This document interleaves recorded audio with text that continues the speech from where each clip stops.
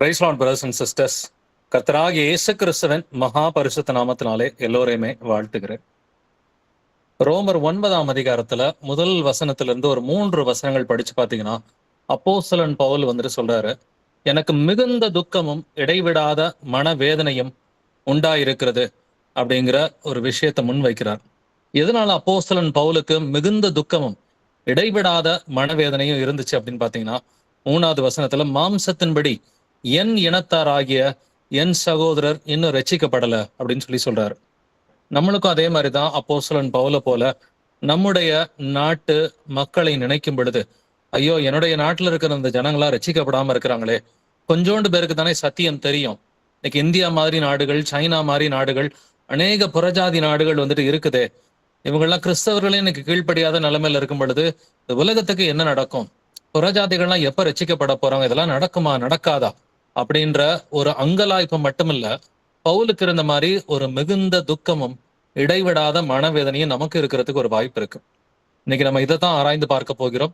புறஜாதிகள் எப்பொழுது ரட்சிக்கப்படுவார்கள் என்பதை குறித்து நம்ம இன்னைக்கு பரிசுத்தாவின் துணையோட ஆராய்ந்து பார்க்கலாம். வாசிக்கலாம். என்னாகமம் 14ஆம் அதிகாரம் 21வது வசனம். நம்பர்ஸ் 14:21. பூமி எல்லாம் கர்த்தருடைய மகிமையினால் நிறைந்திருக்கும் என்று என்னுடைய ஜீவனை கொண்டு சொல்லுகிறேன். ஆமென். பூமி எல்லாம் கர்த்தருடைய மகிமையினால் நிறைந்திருக்கும் அப்படின்னு சொல்லி கர்த்தரை இங்க சொல்றார். அப்படின்னாக்க புறஜாதிகள் எல்லாருமே ரட்சிக்கப்படுவார்கள் என்று எழுதியிருக்கிறது. பட் இது வரைக்கும் நடக்கல. அப்படின்னா இந்த தீர்க்க தரிசனம் இனிமேட்டு நடக்க வேண்டிய ஒரு தீர்க்க தரிசனமாக தான் இருக்கிறது. ஆபக்குக் 2ஆம் அதிகாரம் 14வது வசனம் வாசிக்கலாம். ஆபக்குக் 2:14. சமுத்திரம் ஜலத்தினால் நிறைந்திருக்கிறது போல் பூமி கர்த்தருடைய மகிமையை அறிகிற அறிவினால் நிறைந்திருக்கும். ஆமென். எப்படி சமுத்திரம் ஜலத்தினால் நிறைந்திருக்கிறதோ அதே போல பூமி கர்த்தருடைய மகிமையை அறிகிற அறிவினால் நிறைந்திருக்கும். பட் இந்த தீர்க்க தரிசனமும் இது வரைக்கும் நடக்கல. அப்ப பூமி முழுவதும் கர்த்தரை அறிகிற அறிவுல வந்துட்டு நிரப்பப்படணும், கர்த்தருடைய மகிமையினால நிரப்பப்படணும்னாக்க புறஜாதிகள் எல்லாருமே இயேசு கிறிஸ்துவை ஏற்றுக்கொண்டே ஆக வேண்டும். பட் இது வரைக்கும் இன்னும் நடக்கல. 6000 ஆண்டுகள் ஆயிடுச்சு. 6000 ஆண்டுகளோட முடிவுல இருக்கிறப்ப கூட இது இன்னும் நிறைவேறவில்லை. அப்படின்னா இது இனிமேட்டு ஃபியூச்சர்ல நடக்க வேண்டிய ஒரு தீர்க்க தரிசனமா இருக்கிறது. அப்ப இந்த வசனங்களை வாசிக்கும் பொழுது நமக்கு ஒரு நம்பிக்கை உண்டாகுது. ஓகே, நிச்சயமா வந்துட்டு புறஜாதிகளும் ரட்சிக்கப்படுவார்கள் அப்படின்னு ஒரு நம்பிக்கையை இயேசுப்பா கொடுக்கிறாரு. பட் இது எப்பொழுது எப்படி நடக்கும் அப்படிங்கறதான் இன்னைக்கு நம்ம ஆராய்ந்து பார்க்க போகிறோம். வாசிக்கலாம். ஏசாயா 11:9. ஐசையா 11:9. என் பரிசுத்த பர்வதமெங்கும் தீங்கு செய்வாரும் இல்லை, கேடு செய்வாரும் இல்லை. சமுத்திரம் ஜலத்தினால் நிறைந்திருக்கிறது போல் பூமி கர்த்தரை அறிகிற அறிவினால் நிறைந்திருக்கும். ஆமென். சமுத்திரம் ஜலத்தினால் நிறைந்திருக்கிறது போல பூமியும் கர்த்தரை அறிகிற அறிவினால் நிறைந்திருக்கும். இந்த முதல் 3 வசனங்களை வந்துட்டு நம்ம வாசிச்சோம். இந்த முதல் 3 வசனங்கள்லையும் வந்துட்டு புறஜாதிகள் ரட்சிப்பு அடைவார்கள் என்று தெளிவாவே எழுதி இருக்கிறது. பட் அது எந்த காலகட்டத்துல இவர்கள் ரட்சிப்பு அடைவார்கள், இயேசு கிறிஸ்து வருவதற்கு முன்னாடியா, இயேசு கிறிஸ்துவின் 2ஆம் வருகைக்கு பின்னாடி? ஏன்னா அந்த 2 ஆப்ஷன் மட்டும்தான் இருக்க முடியும். 6000 ஆண்டுகள் கடந்து போயிட்டு இன்னமும் புறஜாதிகள் ரட்சிக்கப்படவில்லை அப்படின்றத வந்துட்டு பாக்குறோம். இன்னும் நிறைய ஊர்ல வந்துட்டு இயேசுவை பத்தி அதிகமா தெரியாத மக்கள் கோடிக்கணக்குல வந்துட்டு இருக்கிறாங்க. அப்படின்னா இந்தியாவில் இருக்கிறவங்க, சைனால இருக்கிறவங்க, இல்ல வந்துட்டு இஸ்லாமிய மதத்தை சார்ந்தவர்கள், இவர்கள் எல்லோருமே இயேசு கிறிஸ்துவை தன்னுடைய சொந்த ரட்சகராக, மீட்பராக எப்பொழுது ஏற்றுக்கொள்வார்கள் அப்படின்றத நம்ம இன்னைக்கு ஆராய்ந்து பார்க்கலாம். தானியேல் 7ஆம் அதிகாரம் 14வது வசனம் வாசிக்கலாம். தானியேல் 7:14. சகல ஜனங்களும் ஜாதியாரும் பாஷைக்காரரும் அவரையே சேவிக்கும்படி அவருக்கு கர்த்தத்துவமும் மகிமையும் ராஜரிகமும் கொடுக்கப்பட்டது. அவருடைய கர்த்தத்துவம் நீங்காத நித்திய கர்த்தத்துவமும் அவருடைய ராஜ்யம் அழியாததுமாயிருக்கும். ஆமென். சகல ஜனங்களும் ஜாதியாரும், இங்க சகல ஜனங்களும் ஜாதியாரும்னா புறஜாதிகளை சேர்த்துதான் கர்த்தர் இங்க பேசுறார். சகல ஜனங்களும் ஜாதியாரும் பாஷைக்காரரும் அவரையே சேவிக்கும்படி, இயேசு கிறிஸ்துவை எல்லோருமே சேவிக்கும்படி கர்த்தர் செய்வார். அப்படின்னா இது வந்துட்டு தானியேல் புஸ்தகத்தை நீங்க வரிசையா வாசிக்கும் பொழுது பார்த்தாக்க, தானியேல் 7:13 வந்துட்டு மனுஷகுமாரனுக்கு ஒப்பானவராக ஒருவர் மேகத்தின் மேல் வந்தார் என்று எழுதி இருக்கிறது. அப்ப இயேசு கிறிஸ்து மேகத்தின் மேல் வந்த பிறகுதான், அதாவது 2ஆம் வருகைக்கு பிறகுதான் சகல ஜனங்களும் ஜாதியாரும் அவரை சேவிப்பார்கள் என்று வேதம் சொல்கிறத இந்த ஒரு வசனத்துல கொஞ்சம் லேசா நமக்கு புரிய வருது. இதே போல இன்னும் எல்லா வசனங்களையும் நம்ம ஆராய்ந்து பார்க்கலாம். கர்த்தருடைய வருகைக்கு முன்னாடி புறஜாதிகள் ரட்சிப்பு அடைவார்களா, அல்லது கர்த்தருடைய வருகைக்கு பின்னாடி புறஜாதிகள் ரட்சிப்பு அடைவார்களா அப்படின்றத நம்ம தெரிஞ்சுக்கணும். சங்கீதம் 72ஆம் அதிகாரம் வசனம் 8 வாசிக்கலாம். Psalm 72:8. ஒரு சமுத்திரம் தொடங்கி மறு சமுத்திரம் வரைக்கும், நதி தொடங்கி பூமியின் எல்லைகள் வரைக்கும் அவர் அரசாளுவார். ஆமென்.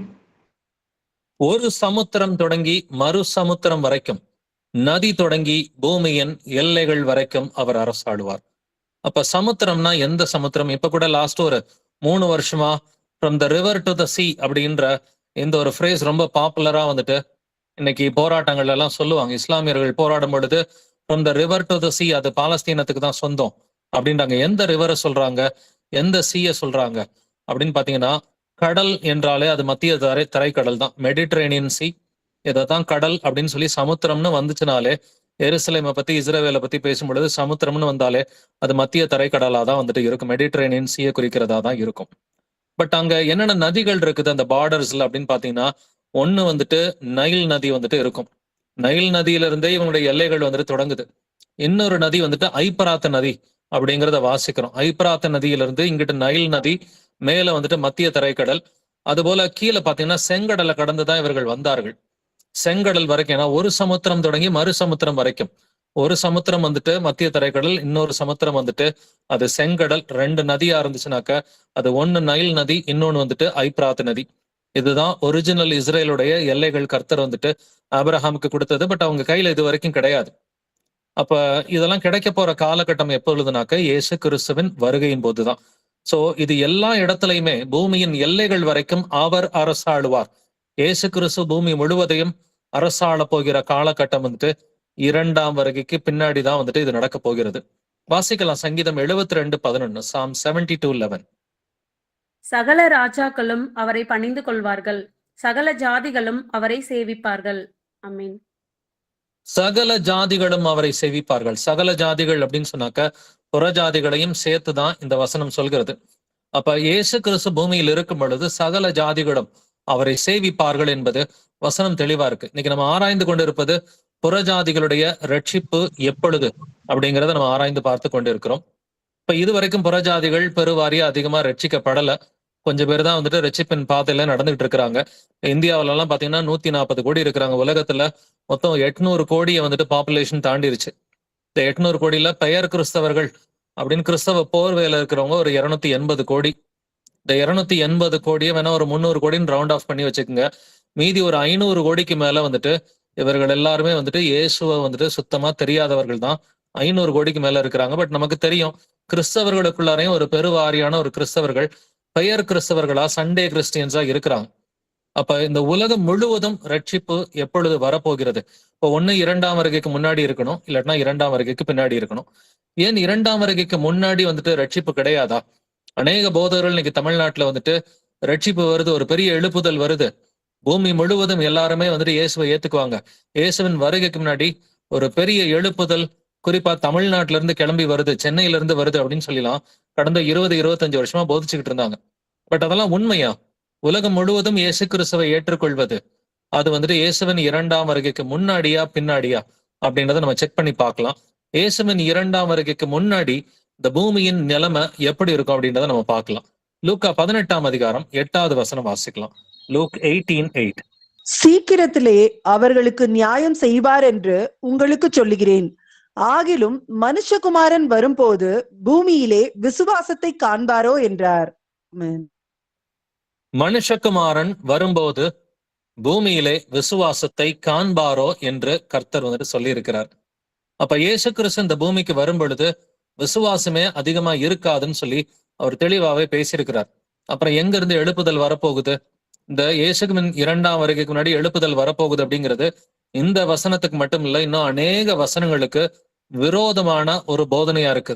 இவங்களுடைய இருதயத்துல இருக்கிற எண்ணங்களை தான் இவங்க பேசுறாங்களே ஒழிய கர்த்தருடைய சித்தத்தை பத்தி இவங்க போதிக்கிறது கிடையாது. 2ஆம் வருகைக்கு முன்னாடி எழுப்புதல் கிடையாது அப்படின்னு வேதம் சொல்லுது. வாசிக்கலாம் மத்தேயு 24ஆம் அதிகாரம் 37 முதல் 39 வசனங்களை வாசிக்கலாம். Matthew chapter 24 verses 37 to 39. நோவாவின் காலத்தில் எப்படி நடந்ததோ அப்படியே மனுஷகுமாரன் வரும் காலத்திலும் நடக்கும்.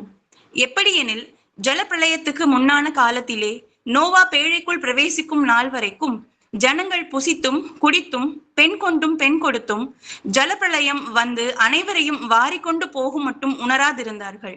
அப்படியே மனுஷகுமாரன் வரும் காலத்திலும் நடக்கும். ஆமென்.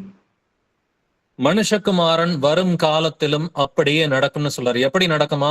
நோவாவின் காலத்தில் எப்படி நடந்ததோ அப்படியே மனுஷகுமாரன் வரும் காலத்திலும் நடக்கும். நோவாவின் காலத்துல என்ன நடந்துச்சு? ஜலப்பிரளயத்துக்கு முன்னான காலத்திலே நோவா வந்துட்டு பேழைக்குள்ளார பிரவேசிக்கிறதுக்கு முன்னாடி வரைக்கும் என்ன நடந்துச்சு? ஜனங்கள் எப்படி இருந்தாங்க? புசித்தும் குடித்தும் பெண் கொண்டும் பெண் கொடுத்தும் இப்படிதான் இருந்தாங்க. அவங்க சொந்த வேலைகளை தான் பார்த்தாங்களே ஒழிய கர்த்தரை அவங்க தேடல, அவங்க மனம் திரும்பல. 39வது வசனத்துல ஜலப்பிரளயம் வந்து அனைவரையும் வாரிக்கொண்டு போகும் மட்டும் அவர்கள் உணராதிருந்தார்கள். உணர்வுன்றதே இல்லை. ஆனாலும் வந்துட்டு நோவா பிரசங்கம் பண்ணான்னு சொல்லி வேதம் சொல்லுது. நீதியை பிரசங்கித்தவனாகிய நோவா என்று 2 பேதுரு 2ஆம் அதிகாரத்துல எழுதியிருக்குது. நீதியை வந்துட்டு பிரசங்கம் பண்றான். பிரசங்கம் பண்ணியும் வந்துட்டு ஜனங்கள் மனம் திரும்பவில்லை. அப்படியே மனுஷகுமாரன் வரும் காலத்திலும் நடக்கும். இப்போ மனுஷகுமாரன் வரும் நாட்கள் 2ஆம் வருகையின் காலத்துல வந்துட்டு விசுவாசம் இருக்கும்னு சொல்றாரா? மனம் திரும்புதல் இருக்கும்னு சொல்றாரா? மனம் திரும்புதல் இருக்காது, விசுவாசம் குறைவா இருக்கும்னு சொல்லி இயேசு கிறிஸ்துவே பேசுறார். ஆனாலும் கடந்த 20 வருஷமா ஒரு பெரிய எழுப்புதல் வருது, உலகம் முழுவதும் இயேசுவை ஏத்துக்க போறாங்க அப்படின்ற அந்த போதனையே முழுக்க முழுக்க ஒரு கள்ள போதனையா இருக்குது. இவங்களுக்கெல்லாம் வந்துட்டு நம்மளோட சர்ச்சுக்கு வந்து நிறைய மக்கள் வரணும், நிறைய தசம பாகம் வாங்கணும், நிறைய காணிக்கை வந்துட்டு வாங்கணும். இந்த ஒரு இச்சையில தான் வந்துட்டு பெரிய எழுப்புதல் வருதுன்னு சொல்றாங்க. வேதத்தை ஆராய்ந்து பார்த்தாக்க எழுப்புதல் என்பது இயேசு கிறிஸ்துவின் 2ஆம் வருகைக்கு பின்னாடிதான். இயேசு கிறிஸ்துவின் 2ஆம் வருகைக்கு பின்னாடி பூமி முழுவதும் கர்த்தரை ஏற்றுக்கொள்ளும். கர்த்தரை அறிகிற அறிவினால் பூமி முழுவதும் வந்துட்டு நிரப்பப்படும். வாசிக்கலாம், வெளிப்படுத்தின விசேஷத்துல இந்த கடைசி சபையை பத்தி கர்த்தர் பேசுறார். கடைசி சபை வந்துட்டு இயேசுவின் 2ஆம் வருகையின் காலகட்டத்துல எல்லாருக்கும் இதுதான் சபை என்று தெரியத்தக்க வகையில வந்துட்டு லவோதிக்கேயா சபை அப்படிங்கிற ஒரு சபை இருக்கிறது. வெளிப்படுத்தின விசேஷம் 3ஆம் அதிகாரம் 15 முதல் 16 வசனங்களை வாசிக்கலாம். Revelation chapter 3 verses 15 to 16. உன் கிரியைகளை அறிந்திருக்கிறேன். நீ குளிரும் அல்ல அனலும் அல்ல. நீ குளிராயாவது அனலாயாவது இருந்தால் நலமாயிருக்கும்.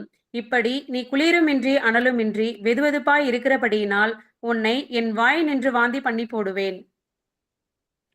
சோ இந்த கடைசி கால சபை லவோதிக்கேயா சபை எப்படி இருக்குது? குளிரும் இல்லாமல் அனலும் இல்லாமல் இருக்கிறது. அப்ப நீ குளிரா இருந்தா நல்லா இருக்கும், இல்லாட்டினா அனலா இருந்தா நல்லா இருக்கும். நீ ரெண்டுமே இல்லாம வெதுவெதுப்பா இருந்தனா உன்னை என் வாய் நின்று வாந்தி பண்ணி போடுவேன்னு கர்த்தர் சொல்றார். இன்னைக்கு இந்த நிலைமையை வந்துட்டு உலகம் முழுவதும் பார்க்க முடிகிறது. கிறிஸ்தவர்கள் இன்னைக்கு குளிரும் இல்லாம அனலும் இல்லாம சண்டே ஒரு நாள் சர்ச்சுக்கு போனாக்க போதும், மீதி நாள் நம்ம எப்படி வேணா இருக்கலாம்னு சொல்லி நினைக்கிறாங்க. இதுதான் இந்த உலகத்தினுடைய நிலைமை இயேசுவின் வருகைக்கு முன்னாடி. எழுப்புதல் இயேசு கிறிஸ்துவின் வருகைக்கு முன்னாடி கிடையாது. புறஜாதிகளுடைய ரட்சிப்பு இயேசு கிறிஸ்துவின் வருகைக்கு பின்னாடிதான் வந்துட்டு இருக்குது. அப்ப அந்த லவோதிக்கேயா சபை எப்படி இருக்குமா? சாட்சியாக நடக்காதுன்னு கர்த்தர் சொல்றார். இதை தொடர்ந்து நீங்க படிச்சு பாத்தீங்கன்னா, நீ பரிதபிக்கப்படத்தக்கவன், நீ நிர்பாக்கியம் உள்ளவன், நீ குருடனா இருக்கிற, நீ நிர்வாணியா இருக்கிறன்னு சொல்லி கடைசி கால இந்த சபையை வந்துட்டு இயேசு கிறிஸ்து கடிந்து கொள்கிறார் என்பதை வந்துட்டு பார்க்க முடியுது. இந்த கடைசி காலத்துல சத்தியத்தை சொன்னா அநேகர் கேட்க மாட்டாங்க, கட்டுக்கதைகளை தான் கேட்பாங்கன்னு சொல்லி வேதம் சொல்லுது. வாசிக்கலாம் 2 திமோத்தி 4ஆம் அதிகாரம் 3 முதல் 4 வசனங்கள். 2 திமோத்தி சாப்டர் 4 verses 3 to 4. ஏனென்றால் அவர்கள் ஆரோக்கியமான உபதேசத்தை பொறுக்க மனதில்லாமல் செவி தின உள்ளவர்களாகி தங்கள் சுய இச்சைகளுக்கு ஏற்ற போதகர்களை தங்களுக்கு திரளாக சேர்த்து கொண்டு சத்தியத்துக்கு செவியை விளக்கி கட்டுக்கதைகளுக்கு சாய்ந்து போகும் காலம் வரும். சத்தியத்துக்கு செவியை விலக்கி, சத்தியத்தை சொன்னா கேட்கறதுக்கு இந்த கடைசி காலத்துல ஆட்கள் இருக்க மாட்டாங்க அப்படின்னு ஆவியானவர் எழுதியிருக்கிறார். கட்டுக்கதைகளுக்கு சாய்ந்து போகும் காலம் வரும். இவருதான் முதல் போப்பு, இவரு 2வது போப்பு, இவரு 3வது போப்புன்னு சொல்லி வம்ச வரலாறுகளை பத்தி பேசி கட்டுக்கதைகளை பேசுவாங்க. அவர்கள் ஆரோக்கியமான உபதேசத்தை பொறுக்க மனதில்லாமல், ஆரோக்கியமான உபதேசத்தை சொன்னா அவங்களுக்கு பொறுக்கிறதுக்கு மனசு இருக்காது. செவி தின்ன உள்ளவர்களாகி தங்கள் சுய இச்சைகளுக்கு ஏற்ற போதகர்களை தங்களுக்கு திரளாக சேர்த்துக் கொள்வார்கள். அப்படின்னாக்க நீ 1000 ரூபாய் கொடுத்தேன்னா உனக்கு 30,000 ரூபாய் கிடைக்கும், உனக்கு 60,000 ரூபாய் கிடைக்கும், 1 லட்சம் ரூபாய் கிடைக்கும். இப்படிப்பட்ட தவறான போதனைகள் இன்னைக்கு சபைக்குள்ளார வந்துட்டு நுழைஞ்சிருக்குது இல்லைங்களா? அப்ப 1 30 60 100 பலன் கொடுக்கும். இது வந்துட்டு பணம் அல்ல, இது தேவனுடைய வார்த்தை. ஒரு மனுஷன் தேவனுடைய வார்த்தையை ஏத்துக்கிட்டானா அவனுடைய சாட்சியின் மூலமா, அவனுடைய போதனையின் மூலமா அங்கிட்ட ஒரு 30 ஆத்மா 60 ஆத்மா 100 ஆத்மா வந்துட்டு ஏத்துக்குவாங்க. அப்ப இதைத்தான் கர்த்தர் வந்துட்டு 1 30 60 100 பலன் கொடுக்கும்னு சொல்லி கர்த்தர் பேசினார். இன்னைக்கு அதை வந்துட்டு பணத்துக்கு ஏத்த மாதிரி வந்துட்டு பணத்தை விதைங்க, அப்படின்ற மாதிரி தவறான போதனைகளை இன்னைக்கு விதைச்சிட்டாங்க. அப்ப இதெல்லாம் எதை குறிக்குது? கடைசி நாட்கள்ல வந்துட்டு இப்ப நம்ம இந்தியாவுல இருக்கிற புற ஜாதிகள் எல்லாரும் மனம் திரும்பணும், சைனால இருக்கிறவங்க மனம் திரும்பணும். இந்த 2 நாட்டை சேர்த்தீங்கனாலே கிட்டத்தட்ட 280 கோடி இருக்குது. பெருவாரியா எல்லாரும் புறஜாதிகள் தான். இயேசுவை அறிந்தவர்கள் ரொம்ப ரொம்ப கம்மி. இவர்கள் எல்லாரும் ரட்சிக்கப்படணும் அப்படின்னு சொன்னாக்க, இது கர்த்தருடைய வருகைக்கு முன்னாடி நிலைமை இப்படி கிடையாது. அவிசுவாசம் தான் அதிகமா இருக்கும், செவி திணவு இருக்கும், கள்ள போதர்களை தான் அநேகர் நம்பி இருப்பாங்க அப்படின்னு வேதம் தெளிவாவே சொல்லுது. லவோதிக்கா சபை தான் இந்த பூமியில எல்லாருக்கும் புறஜாதிகளுக்கு தெரிஞ்ச சபைனா அது லவோதிக்கா சபை. இது குளிரும் இல்லாம அனலும் இல்லாம இருக்கும். அப்ப எழுப்புதல்ன்றது இயேசு கிறிஸ்துவின் 2ஆம் வருகைக்கு பிறகுதான் வந்துட்டு இருக்கும். 2ஆம் வருகைக்கு பிறகு பூமி முழுவதும் கர்த்தரை அறிகிற அறிவினால் நிரப்பப்படும். பட் அது எப்படி நடக்கும் அப்படின்றத நம்ம தெரிஞ்சுக்கணும். இயேசுவின் வருகை எப்படி இருக்கும், இயேசுவின் வருகைக்கு பின்னாடி எதனால இந்த புறஜாதிகள்லாம் வந்துட்டு ஏத்துக்கிறாங்க அப்படின்றதையும் அந்த காரண காரியங்களையும் நம்ம தெரிஞ்சுக்கலாம். பட் மனம் திரும்புதல் இல்லை. கடைசி நாட்கள்ல பெருவாரியா புறஜாதிகள் மத்தியில, ஈவன் அந்த லவோதிக்கா சபையில இருக்கிற கிறிஸ்தவர்கள் மத்தியிலேயே பெருவாரியா மனம் திரும்புதல் இல்லை என்று வெளிப்படுத்தின விசேஷம் சொல்கிறது. வாசிக்கலாம். வெளிப்படுத்தின விசேஷம் 9ஆம் அதிகாரம் 20வது வசனம். ரெவலேஷன் 9:20. அப்படி இருந்தும் அந்த வாதைகளால் கொல்லப்படாத மற்ற மனுஷர்கள் பேய்களையும் பொன், வெள்ளி, செம்பு, கல்மரம் என்பவைகளால் செய்யப்பட்டவைகளாயும் காணவும் கேட்கவும் நடக்கவும் மாட்டாதவைகளுமாயிருக்கிற விக்கிரகங்களையும் வணங்காதபடிக்கு தங்கள் கைகளின் கிரியைகளை விட்டு மனம் திரும்பவும் இல்லை. ஆமென். அப்போ வெளிப்படுத்தின விசேஷத்துல கர்த்தர் வாதையின் மேல வாதையை வந்துட்டு இந்த பூமியின் மேல கொண்டு வருகிறார். வாதையின் மேல வாதை வரும் பொழுது அவங்க மனம் திரும்பினாங்கன்னு எழுதியிருக்குதா? இல்லையே. விக்கிரகங்களையும் வணங்காதபடிக்கு தங்கள் கைகளின் கிரியைகளை விட்டு அவர்கள் மனம் திரும்பவும் இல்லை. மனம் திரும்பலன்னு சொல்லிதான் வெளிப்படுத்தின விசேஷம் 9வது அதிகாரம் 20வது வசனம் சொல்லுது. வெளிப்படுத்தின விசேஷம் 16:9 வாசிக்கலாம். ரெவலேஷன் 16:9. அப்பொழுது மனுஷர்கள் மிகுந்த உஷ்ணத்தினாலே தகிக்கப்பட்டு இந்த வார்த்தைகளை செய்ய அதிகாரமுள்ள தேவனுடைய நாமத்தை தூஷித்தார்களே அல்லாமல் அவரை மகிமைப்படுத்த மனம் திரும்பவில்லை. தேவனுடைய நாமத்தை தூஷித்தார்கள் அப்படின்னு சொல்லி எழுதியிருக்கு. இதுதான் கடைசி நாட்கள்ல நடக்கும். தேவனுடைய நாமத்தை தூஷித்தார்களே அல்லாமல் அவரை மகிமைப்படுத்த மனம் திரும்பவில்லை. இப்ப வெளிப்படுத்தின விசேஷம் ரொம்ப கிளியரா இருக்கு. கடைசி நாட்கள்ல வந்துட்டு மனம் திரும்புதல் பெருவாரியா கிடையாது. இந்த எழுப்புதல் வருதுன்னு சொல்றதெல்லாம் அவங்களுடைய சுய இச்சைகளுக்கு ஏற்ற மாதிரி தான் அநேக போதகர்கள் இன்னைக்கு தவறா போதிச்சுட்டு இருக்கிறாங்க. இதை கிறிஸ்தவர்களும் நம்பி ஏமாந்துகிட்டு இருக்கிறாங்க. எழுப்புதல் நமது கர்த்தராகிய இயேசு கிறிஸ்துவின் 2ஆம் வருகைக்கு பிறகுதான், நீதியின் ராஜா பூமிக்கு வந்த பிறகுதான் எழுப்புதல் உண்டு. வெளிப்படுத்தின விசேஷம் 16ஆம் அதிகாரம் 21வது வசனம் வாசிக்கலாம். ரெவலேஷன் 16:21. தாளந்து நிறையான பெரிய கல்மழையும் வானத்திலிருந்து மனுஷர் மேல் விழுந்தது. அந்த கல்மழையினால் உண்டான வாதையின் நிமித்தம் மனுஷர்கள் தேவனை தூஷித்தார்கள். அந்த வாதை மகா கொடியதாய் இருந்தது. சோ அந்த கல்மழையினால் உண்டான வாதை நிமித்தம் மனுஷர்கள் தேவனை தூஷித்தார்கள். அப்ப திரும்ப திரும்ப வெளிப்படுத்தின விசேஷம் முழுக்க அவர்கள் மனம் திரும்பவில்லை, தேவனை தூஷித்தார்கள், அவருடைய நாமத்தை தூஷித்தார்கள், இப்படிதான் எழுதியிருக்குது. அப்ப மனம் திரும்புதல் என்பது எப்படி இருக்கும் அப்படின்றத நம்ம தெரிஞ்சுக்கலாம். இயேசு கிறிஸ்துவின் 2ஆம் வருகையின் போதும் அப்பதான் அந்த மனம் திரும்புதலை பெருவாரியா தொடங்குது. குறிப்பா வந்துட்டு அவருடைய எதிரிகள், இஸ்ரவேலுடைய சத்துருக்கள், கிறிஸ்தவர்களுடைய சத்துருக்கள், இவர்கள் எல்லாருக்கும் ஒரு பெரிய ஷேக்கிங் 2ஆம் வருகை தான். 2ஆம் வருகையின் போது கர்த்தருடைய சத்துருக்கள் கூட ஒரு சிலர் மனம் திரும்புவாங்க அப்படின்னு வேதம் சொல்லுது. அப்பொழுதுல இருந்து 1000 வருட அரசாட்சி தொடங்கும். இந்த 1000 வருட அரசாட்சியில கொஞ்சம் கொஞ்சமா புறஜாதிகள் ஏற்றுக்கொண்டு அது முடிகிறதுக்கு முன்னாடி, 1000 வருட அரசாட்சி முடிகிறதுக்கு முன்னாடி புறஜாதிகள் அனைவரும் இயேசு கிறிஸ்துவை ஏற்றுக்கொள்வார்கள் என்றுதான் வேதம் நமக்கு கற்பிக்கிறது. இதற்குரிய வசனங்களை நம்ம வாசித்து புரிந்து கொள்ளலாம். ஜக்கரியா 14ஆம் அதிகாரம் 16வது வசனம் வாசிக்கலாம். ஜக்கரியா 14:16. பின்பு எருசலேமுக்கு விரோதமாக வந்திருந்த எல்லா ஜாதிகளிலும் மீதியான யாவரும் சேனைகளின் கர்த்தராகிய ராஜாவை தொழுது கொள்ளும் படிக்கும் கூடார பண்டிகையை ஆசரிக்கும் படிக்கும் வருஷா வருஷம் வருவார்கள். ஆமென்.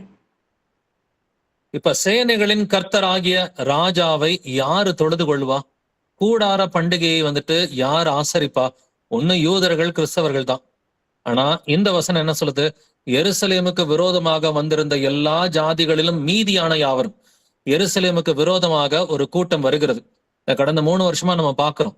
2023 அக்டோபர் 7ஆம் தேதியிலிருந்து தொடங்கி இஸ்ரவேலுக்கு விரோதமாக ஒரு பெரிய கூட்டம் எழும்பி இருக்கிறது. அதுல கிறிஸ்தவர்களும் கிறிஸ்தவ போதகர்களுமே இருக்கிறாங்க. இன்னைக்கு அநேக கிறிஸ்தவர்களும் கிறிஸ்தவ போதகர்களும் இஸ்ரவேலுக்கு விரோதமா பேசிக்கிட்டு இருக்கிறாங்க. நிறைய சோ கால்டு கிறிஸ்டியன் இன்ஃபுளுசஸ் அப்படின்னு சொல்றவங்க, ஈவன் பாஸ்டர்ஸ் உள்பட வந்துட்டு இஸ்ரவேல பயங்கரமா மோசமா கமெண்ட் அடிச்சுக்கிட்டு தான் வந்துட்டு இருக்கிறாங்க. பட் கர்த்தர் நமக்கு சொல்லி கொடுக்கறது என்னன்னு ஒரு எச்சரிப்பு என்னன்னா, நீங்க வந்துட்டு சுபாவ கிளைகள் கிடையாது. இஸ்ரவேல் ஜனங்கள் தான் சுபாவ கிளைகள். நீங்க காட்டு ஒலிவ மரம். நீங்க கர்த்தருடைய கிருபையினால வந்துட்டு ஒட்ட வைக்கப்பட்டிருக்கிறீங்க. சுபாவ கிளைகளுக்கு விரோதமாக பெருமை பாராட்டாதிருங்கள் அப்படின்னு கர்த்தர் வந்துட்டு புறஜாதிகள்ல இருந்து ரட்சிக்கப்பட்டவங்களை அவர் எச்சரிக்கிறார். கர்த்தருடைய வருகையின் போது எருசலேமினுடைய எதிரிகள் மனம் திரும்புவார்கள் என்று இந்த வசனம் சொல்லுது. எருசலேமுக்கு விரோதமாக வந்திருந்த எல்லா ஜாதிகளிலும் மீதியானையா வரும். அப்ப மீதியா இருக்கிறவங்க தான் மனம் திரும்புறாங்க. அப்ப மீதி பேருக்கு என்ன ஆகுது? ஒரு கூட்டத்தை கர்த்தர் வந்துட்டு சங்கரிக்கிறார். 12வது வசனம் வாசிச்சு பாத்தீங்கன்னா, அவர்கள் காலூன்றி நிற்கையிலும் அவர்களுடைய சதை அழுகி போகும், அவர்களுடைய கண்கள் அவர்கள் குழிகளிலே கெட்டு போகும், அவர்களுடைய நாவு வந்துட்டு அழுகி போகும் என்று ஒரு பெரிய வாதையை பத்தி கர்த்தர் பேசுறார். இயேசு கிறிஸ்துவின் வருகையின் போது இஸ்ரவேலுக்கு விரோதமா கிறிஸ்தவர்களுக்கு விரோதமா ஒரு கூட்டம் வரும் பொழுது அவர்களை கர்த்தர் தண்டிக்கிறது பயங்கர கொடூரமா தண்டிக்கிறார். அதுல மீதியா இருக்கிறவங்க வந்துட்டு அவர்கள் மனம் திரும்புவார்கள். இப்ப இஸ்ரவேலுடைய விரோதிகள் யாரு? இஸ்லாமியர்கள் தான் இல்லைங்களா? இஸ்லாமியர்கள் இஸ்ரவேலுக்கு விரோதிகளா இருக்கிறாங்க. பட் இந்த இஸ்லாமியர்களிலும் மீதியா இருக்கிறவங்க இவர்கள் மனம் திரும்புவார்கள் என்று இந்த ஒரு வசனம் சொல்லுது. வாசிக்கலாம் ஏசாயா 66ஆம் அதிகாரம் வசனங்கள் 18 முதல் 19 வரைக்கும். Isaiah chapter 66 verses 18 to 19. நான் அவர்கள் கிரியைகளையும் அவர்கள் நினைவுகளையும் அறிந்திருக்கிறேன்.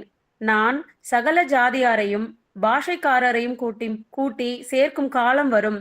அவர்கள் வந்து என் மகிமையை காண்பார்கள். நான் அவர்களில் ஒரு அடையாளத்தை கட்டளையிடுவேன். அவர்களில் தப்பினவர்களை என் கீர்த்தியை கேளாமலும் என் மகிமையை காணாமலும் இருக்கிற ஜாதிகளின் தேசங்களாகிய தர்ஷீஷுக்கும் வில் வீரர் இருக்கிற பூலுக்கும் லூதுக்கும் தூபாலுக்கும் யாவானுக்கும் தூரத்தில் உள்ள தீவுகளுக்கும் அனுப்புவேன். அவர்கள் என் மகிமையை ஜாதிகளுக்குள்ளே அறிவிப்பார்கள். ஆமென். அவர்கள் என் மகிமையை ஜாதிகளுக்குள்ளே அறிவிப்பார்கள்னு சொல்லி கர்த்தர் சொல்றார். யாரு வந்துட்டு கர்த்தருடைய மகிமையை வந்துட்டு ஜாதிகளுக்குள்ளே அறிவிப்பார்கள் அப்படின்னு பாத்தீங்கன்னாக்க, இது கர்த்தருடைய எதிரிகள் என்று எழுதி இருக்கிறது. இந்த வசனத்தை கேர்ஃபுல்லா பாத்தீங்கன்னா, நான் அவர்கள் கிரியைகளையும் அவர்கள் நினைவுகளையும் அறிந்திருக்கிறேன். நான் சகல ஜாதியாரையும் பாஷைக்காரரையும் கூட்டி சேர்க்கும் காலம் வரும். அவர்கள் வந்து என் மகிமையை காண்பார்கள். சகல ஜாதியார் பாஷைக்காரரை கர்த்தர் கூட்டுறது வந்துட்டு எப்பன்னு பாத்தீங்கன்னா, அந்த 3ஆம் உலக போரின் காலகட்டத்துல. 3ஆம் உலக போர், கர்த்தருடைய வருகை, இதெல்லாம் பக்கத்துலதான் வந்துட்டு இருக்கும். அப்பொழுது வந்துட்டு இஸ்ரவேலுக்கு விரோதமா ஒரு பெரிய கூட்டம் எழும்பி வரும். நீங்க கடந்த 3 வருஷமாவே பாக்குறீங்க, இஸ்ரவேலுக்கு விரோதமா வந்த எந்த இஸ்லாமிய நாடுகளும் ஜெயிக்கவே இல்லை. எல்லா நாடுகளும் தோத்துக்கிட்டு தான் இருக்கும். ஸோ இஸ்ரவேல் மோசமான நிலைமையில இருக்கிற மாதிரி இருந்தாலும் கர்த்தர் ஜெயிக்க வச்சுக்கிட்டு தான் வந்துட்டு இருக்கிறார். பட் கர்த்தரே கடைசியா ஒரு மேஜர் இன்டர்வென்ஷன் பண்ணுவார். கர்த்தரே நேரடியா புறப்பட்டு வந்து 2ஆம் வருகையில வந்து இஸ்ரவேல் ஜனங்களை காப்பாற்றுவார் என்று ஜக்கரியா 14ஆம் அதிகாரத்துல நம்ம வாசிக்கிறோம். கர்த்தர் வந்துட்டு யுத்த வீரனை போல வந்துட்டு புறப்பட்டு வருவார் அப்படிங்கிற வசனத்தை நம்ம படிச்சிருக்கிறோம். அவரே நேரடியா வந்து இந்த இஸ்ரவேல் ஜனங்களை காப்பாத்துவாரு அப்படின்ற வசனங்கள்லாம் எழுதி இருக்குது. நான் அவர்களில் ஒரு அடையாளத்தை கட்டளையிடுவேன்றார். யாருக்கு? இஸ்ரவேல் மக்கள் மத்தியிலையும் அவருடைய எதிரிகள் மத்தியிலையும் வந்துட்டு ஒரு அடையாளத்தை கட்டளையிடுவேன். அவர்களில் தப்பினவர்களை, நல்ல அந்த வார்த்தையை கவனிச்சுங்க, தப்பினவர்கள்னு எழுதியிருக்கு. இதே மாதிரி சக்கரியா 14:16 படிச்சோம். எல்லா ஜாதிகளிலும் மீதியான யாவரும். அந்த மீதியா தப்பிக்கிறவங்க, இஸ்ரவேலுடைய எதிரிகள்ல மீதியா தப்பினவர்களை என் கீர்த்தியை கேளாமலும் என் மகிமையை காணாமலும் இருக்கிற ஜாதிகளின் தேசங்கள்னு சொல்றார். கர்த்தரை பத்தியே தெரியாத அந்த தேசங்கள், அந்த ஜாதிகள், அதன் மத்தியில வந்துட்டு எந்தெந்த ஊரை சொல்றாரு? தர்ஷீஷுக்கும் வில் வீரர் இருக்கிற பூலுக்கும் லூதுக்கும் தூபாலுக்கும் யாவானுக்கும் எல்லா தேசங்களுக்கும் அனுப்புவேன். அவர்கள் என் மகிமையை ஜாதிகளுக்குள்ள அறிவிப்பார்கள். நாங்க இயேசுவை பார்த்தோம், யூதர்களை கொலை பண்ணலாம்னு சொல்லிட்டு போனோம். போன இடத்துல யூதர்களை கொலை செய்யறதுக்கு இயேசு கிறிஸ்து எங்களை அனுமதிக்கல. அவர் நேரடியா புறப்பட்டு வந்துட்டாரு. நிறைய பேர் இறந்து போயிட்டாங்க, நாங்க மட்டும்தான் தப்பிச்சு வந்திருக்கிறோம், அவர் தான் உண்மையான கடவுள் அப்படின்னு சொல்லி இந்த இஸ்லாமியர்களும் கர்த்தருடைய எதிரிகளும் இஸ்ரவேலுடைய எதிரிகளும் அவர்கள் புறப்பட்டு போய் இயேசு கிறிஸ்துவின் மகிமையை ஜாதிகளுக்குள் புறஜாதிகளுக்குள் அறிவிப்பார்கள் என்று இந்த வசனம் தெளிவா சொல்லுது. இதுக்கெல்லாம் தொடக்கமே இயேசுவின் 2ஆம் வருகைதாங்க.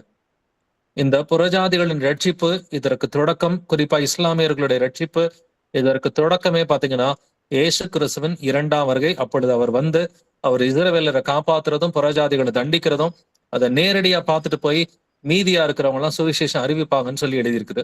வாசிக்கலாம் யோவேல் 2ஆம் அதிகாரம் வசனங்கள் 31 முதல் 32 வரைக்கும். Joel chapter 2, verses 31 to 32. கர்த்தருடைய பெரிதும் பயங்கரமான நாள் வரும் முன்னே சூரியன் இருளாகவும் சந்திரன் இரத்தமாகவும் மாறும். அப்பொழுது கர்த்தருடைய நாமத்தை தொழுது கொள்கிறவன் எவனோ அவன் ரட்சிக்கப்படுவான். கர்த்தர் சொன்னபடி சீயோன் பர்வதத்திலும் எருசலேமிலும் கர்த்தர் வரவழைக்கும் மீதியாய் இருப்பவர்களிடத்திலும் ரட்சிப்பு உண்டாயிருக்கும். யாருக்கு ரட்சிப்பு உண்டாயிருக்கும்? சீயோன் பர்வதத்திலும் எருசலேமிலும் கர்த்தர் வரவழைக்கும் மீதியாய் இருப்பவர்களிடத்திலும். இஸ்ரவேல் மக்கள்ல வந்துட்டு ஒழுங்கா இருந்தா மட்டும்தான் ரட்சிப்பு. கிறிஸ்தவர்களா இருந்தாலும் இஸ்ரவேல் மக்களா இருந்தாலும் வந்துட்டு கர்த்தருக்கு உண்மையா கீழ்ப்படிஞ்சா மட்டும்தான் ரட்சிப்பு. அதனாலதான் இங்க மீதியா இருப்பவர்கள், ரெம்னன்ட் அப்படின்னு சொல்லியிருக்கிறார். அப்ப மீதியா இருக்கிற அந்த இஸ்ரவேல் மக்கள் மத்தியில வந்துட்டு ரட்சிப்பு உண்டாயிருக்கும்னு சொல்லி கர்த்தர் சொல்றாரு. அப்ப இப்படிதான் வந்துட்டு புறஜாதிகளுடைய ரட்சிப்பு தொடங்குகிறது. இயேசு கிறிஸ்துவின் 2ஆம் வருகையின் போது ஒரு கூட்டம் கொல்லப்பட்டு ஒரு கூட்டம் மீதியா இருக்கிறது. அந்த மீதியா இருக்கிற அந்த சிறு கூட்டம் உலகமெல்லாம் புறப்பட்டு போய் மற்ற புறஜாதிகளுக்கு சுவிசேஷம் அறிவிப்பாங்க. அப்பொழுது யூதர்களும் மனம் திரும்புறாங்க. இயேசு கிறிஸ்து தங்களை காப்பாற்றுனது, இயேசு கிறிஸ்து தான் தங்களுடைய இரட்சகர் என்பதை உணர்ந்து மனம் திரும்பும் பொழுது இந்த ரட்சிக்கப்பட்ட யூதர்கள் மூலமா, இந்த மனம் திரும்பிய யூதர்கள் மூலமா வந்துட்டு புறஜாதிகளுக்கு சுவிசேஷம் அறிவிக்கப்படும். இப்படிதான் 1000 வருட சாட்சி தொடங்குகிறது. இப்படிதான் புறஜாதிகளுடைய ரட்சிப்பு தொடங்குகிறது. வாசிக்கலாம் சக்கரியா 2ஆம் அதிகாரம் 10 முதல் 11 வசனங்கள். Zakariya chapter 2 verses 10 to 11. சீயோன் குமாரத்தியே கெம்பீரித்து பாடு, இதோ நான் வந்து உன் நடுவில் வாசம் பண்ணுவேன் என்று கர்த்தர் சொல்லுகிறார். அந்நாளிலே அநேகம் ஜாதிகள் கர்த்தரை சேர்ந்து என் ஜனமாவார்கள். நான் உன் நடுவில் வாசமாயிருப்பேன். அப்பொழுது சேனைகளின் கர்த்தர் என்னை உன்னிடத்தில் அனுப்பினார் என்று அறிவாய். ஆமென். சீயோன் குமாரத்தியே அப்படின்னு சொல்லி இஸ்ரவேல் ஜனங்களை பார்த்து கர்த்தர் பேசுறார். இதோ நான் வந்து உன் நடுவில் வாசம் பண்ணுவேன் அப்படிங்கிறார். அப்ப இயேசு கிறிஸ்துவின் 2ஆம் வருகைக்கு பின்னாடி என்ன நடக்கும்? இயேசு கிறிஸ்து இஸ்ரவேலின் நடுவே அவர் இருப்பார் என்கிறது தான் இந்த வசனம் சொல்லுது. அந்நாளிலே அநேகம் ஜாதிகள் கர்த்தரை சேர்ந்து, அநேகம் ஜாதிகள்னா யாரு? புறஜாதிகளை பத்தி பேசுறார். அந்நாளிலே இயேசுவின் 2ஆம் வருகைக்கு பின்னாடி அநேகம் ஜாதிகள் கர்த்தரை சேர்ந்து என் ஜனமாவார்கள், நான் உன் நடுவிலே வாசமாயிருப்பென்றார். புறஜாதிகள் பெருவாரியா இயேசு கிறிஸ்துவை ஏற்றுக்கொள்வது 2ஆம் வருகைக்கு பிறகுதான் அப்படின்றத கர்த்தரை இந்த வசனத்துல பேசி இருக்கிறார். வாசிக்கலாம் மீகா 4ஆம் அதிகாரம் முதல் 2 வசனங்கள். மைக்கா chapter 4 verses 1 to 2. ஆனாலும் கடைசி நாட்களில் கர்த்தருடைய ஆலயமாகிய பர்வதம் பர்வதங்களின் கொடுமுடியில் ஸ்தாபிக்கப்பட்டு மலைகளுக்கு மேலாய் உயர்த்தப்பட்டிருக்கும். எல்லா ஜாதிகளும் அதனிடத்திற்கு ஓடி வருவார்கள். திரளான ஜாதிகள் புறப்பட்டு வந்து, நாம் கர்த்தரின் பர்வதத்துக்கும் யாக்கோபின் தேவனுடைய ஆலயத்துக்கும் போவோம் வாருங்கள். அவர் தமது வழிகளை நமக்கு போதிப்பார். நாம் அவர் பாதைகளில் நடப்போம் என்பார்கள். ஏனெனில் சியோனிலிருந்து வேதமும் எருசலேமிலிருந்து கர்த்தரின் வசனமும் வெளிப்படும். ஆமென். இந்த 2 வசனங்களையும் நம்ம புரிஞ்சுக்கிறதுக்கு முன்னாடி இந்த 2 வசனத்திலுமே ஆலயம் அப்படிங்கிற ஒரு வார்த்தை இருக்குது. அந்த ஆலயம்ன்ற வார்த்தைய சரியான விதத்துல நம்ம புரிஞ்சுக்கணும். கடைசி நாட்களில் கர்த்தருடைய ஆலயம்னு எழுதப்படல, கர்த்தருடைய ஆலயமாகிய பர்வதம் என்று எழுதப்பட்டிருக்கு இல்லைங்களா? இப்ப பழைய ஏற்பாட்டுல ஆலயம்னு சொன்னா அது எருசலேம் ஆலயத்தை குறிக்கிறது. பட் 2ஆம் வருகையில வந்துட்டு ஆலயமாகிய பர்வதம், பர்வதம் என்பது ஒரு பெரிய வந்துட்டு மவுண்டன், பர்வதம் என்பது ஒரு ராஜ்யத்தை குறிக்கிறது. கர்த்தருடைய ராஜ்யமே ஒரு ஆலயத்தை போல வந்துட்டு இருக்கும். ஏன்னா எல்லாருமே ரட்சிக்கப்பட்டவர்கள் தான் அங்க. இப்ப பழைய ஏற்பாட்டுல ஆலயம் எதனால தனியா இருந்துச்சுன்னா, ஒன்லி கொஞ்சம் பேர் தான் அங்க போக முடியும். பரிசுத்தம் உள்ளவர்கள், கொஞ்சம் பேர் மனம் திரும்பினவங்க, கர்த்தரை தேடுறவங்க மட்டும்தான் ஆலயத்துக்கு போவாங்க. பட் இயேசு கிறிஸ்துவின் 2ஆம் வருகைக்கு பிறகு பர்வதம் என்பது ராஜ்யத்தை குறிப்பது. இது நம்ம வெளிப்படுத்துற விசேஷத்துல எல்லாம் ஆராய்ந்து பார்த்திருக்கிறோம். கர்த்தருடைய ஆலயமாகிய பர்வதம் பர்வதங்களின் கொடுமுடியிலே ஸ்தாபிக்கப்பட்டு எல்லா ராஜ்யத்துக்கும் மேல கர்த்தருடைய ராஜ்யம் உயர்ந்திருக்கும் அப்படிங்கறத தானியேல் வந்துட்டு 7ஆம் அதிகாரத்திலையும் 2ஆம் அதிகாரத்திலையும் நம்ம வந்துட்டு வாசிக்கிறோம். குறிப்பா அந்த 2ஆம் அதிகாரத்துல வந்துட்டு அந்த சிலையை மோதின கல்லோவென்றால் பூமி எங்கும் பரம்பி பெரிய பர்வதமாயிற்று. இது கர்த்தருடைய ராஜ்யத்தை குறிக்கிற ஒரு வார்த்தை. ஆலயம் கிடையாது, ஆலயமாகிய பர்வதம். பட் இப்ப அங்க என்ன நடக்குமா? அந்த ஆலயமாகிய பர்வதம் வந்துட்டு கொடுமுடியில் ஸ்தாபிக்கப்பட்டு மலைகளுக்கு மேலாய் உயர்த்தப்பட்டிருக்கும். எல்லா ஜாதிகளும் அதனிடத்திற்கு ஓடி வருவார்கள். இதுதான் முக்கியமான வார்த்தைகள். எல்லா ஜாதிகளும் அப்படின்னா புறஜாதிகளும் வந்துட்டு அங்க புறப்பட்டு வந்து இயேசு கிறிஸ்துவை குறித்து அறிந்து கொள்வார்கள் என்று வேதம் தெளிவாவே சொல்லுது. அதே போல இந்த திரளான ஜாதிகள் புறப்பட்டு வந்து அவங்க என்ன பேசிக்குவாங்களாம்? நம் கர்த்தரின் பர்வதத்துக்கும் யாக்கோபின் தேவனுடைய ஆலயத்துக்கும் போவோம் வாருங்கள். ஆலயத்துக்கு போவோம்னா நம்ம இஸ்ரவேலுக்கு போகலாம். கர்த்தருடைய ராஜ்யம் இருக்கிற இஸ்ரவேல் தேசத்துக்கு நம்ம போகலாம். அவர் தமது வழிகளை நமக்கு போதிப்பார். அவர் பூமியில தான் இருக்கிறாரு. அங்க போனா அவர் தமது வழிகளை நமக்கு போதிப்பார். நாம் அவர் பாதைகளில் நடப்போம் என்பார்கள். யாரு? புறஜாதிகள். ஏனெனில் சீயோனிலிருந்து வேதமும் எருசலேமிலிருந்து கர்த்தருடைய வசனமும் வெளிப்படும். இப்ப நமக்கு இதுவரைக்கும் கிடைச்சிருக்கிற வேதம் பேசப்பட்ட வேதம். இனிமேட்டு இயேசு கிறிஸ்து பூமிக்கு வந்து அவர் பேசுறது எல்லாமே வேதம் தான். ஃபியூச்சர்லயும் ஒரு வேதம் வெளிப்படும். அது இயேசு கிறிஸ்துவின் 2ஆம் வருகைக்கு பிறகு அவர் வாயிலிருந்து என்ன வார்த்தை வந்தாலும் அது வேத வாக்கியம் தான். அது கர்த்தருடைய வசனம். நமக்கு இன்னொரு பைபிளும் காத்துக்கிட்டு தான் இருக்குது. இது வரைக்கும் கிடைச்ச பைபிள் ஒண்ணு. இதுக்கு மேல கர்த்தருடைய வார்த்தை அவர் வரும் பொழுது என்னென்னலாம் அவர் வாயிலிருந்து வெளிப்படுகிறதோ அதுவும் வேதமாக தான் இருக்கணும். அதுவும் சத்தியமாக தான் வந்துட்டு இருக்கும். இப்ப புறஜாதிகள் எல்லாமே நம்ம இஸ்ரவேலுக்கு போகலாம், அங்க இயேசு கிறிஸ்து இருக்கிறாரு, அவர்கிட்ட இருந்து நம்ம கத்துக்கலாம், நம்ம நல்ல வழியில நடக்கலாம்னு சொல்லி எப்பொழுது பெருவாரியாக வந்துட்டு மனம் திரும்புவாங்க? இயேசு கிறிஸ்துவின் 2ஆம் வருகைக்கு பிறகுதான். 2ஆம் வருகைக்கு முன்னாடி மனம் திரும்புதல் இல்ல. ஏசாயா 19ஆம் அதிகாரம் வசனங்கள் 21 முதல் 22 வரைக்கும் வாசிக்கலாம். Isaiah chapter 19 verses 21 to 22.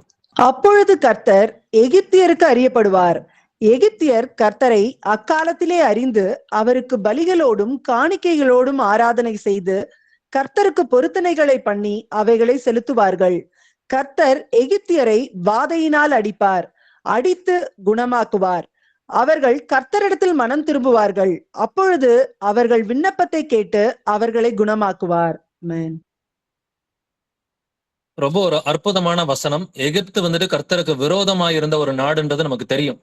என் ஜனங்களை போக விடுன்னு சொன்னப்ப முடியாது அப்படின்னு சொன்னவன் தான் எகிப்தினுடைய அதிபதியா இருந்த பாரவோன் ராஜா.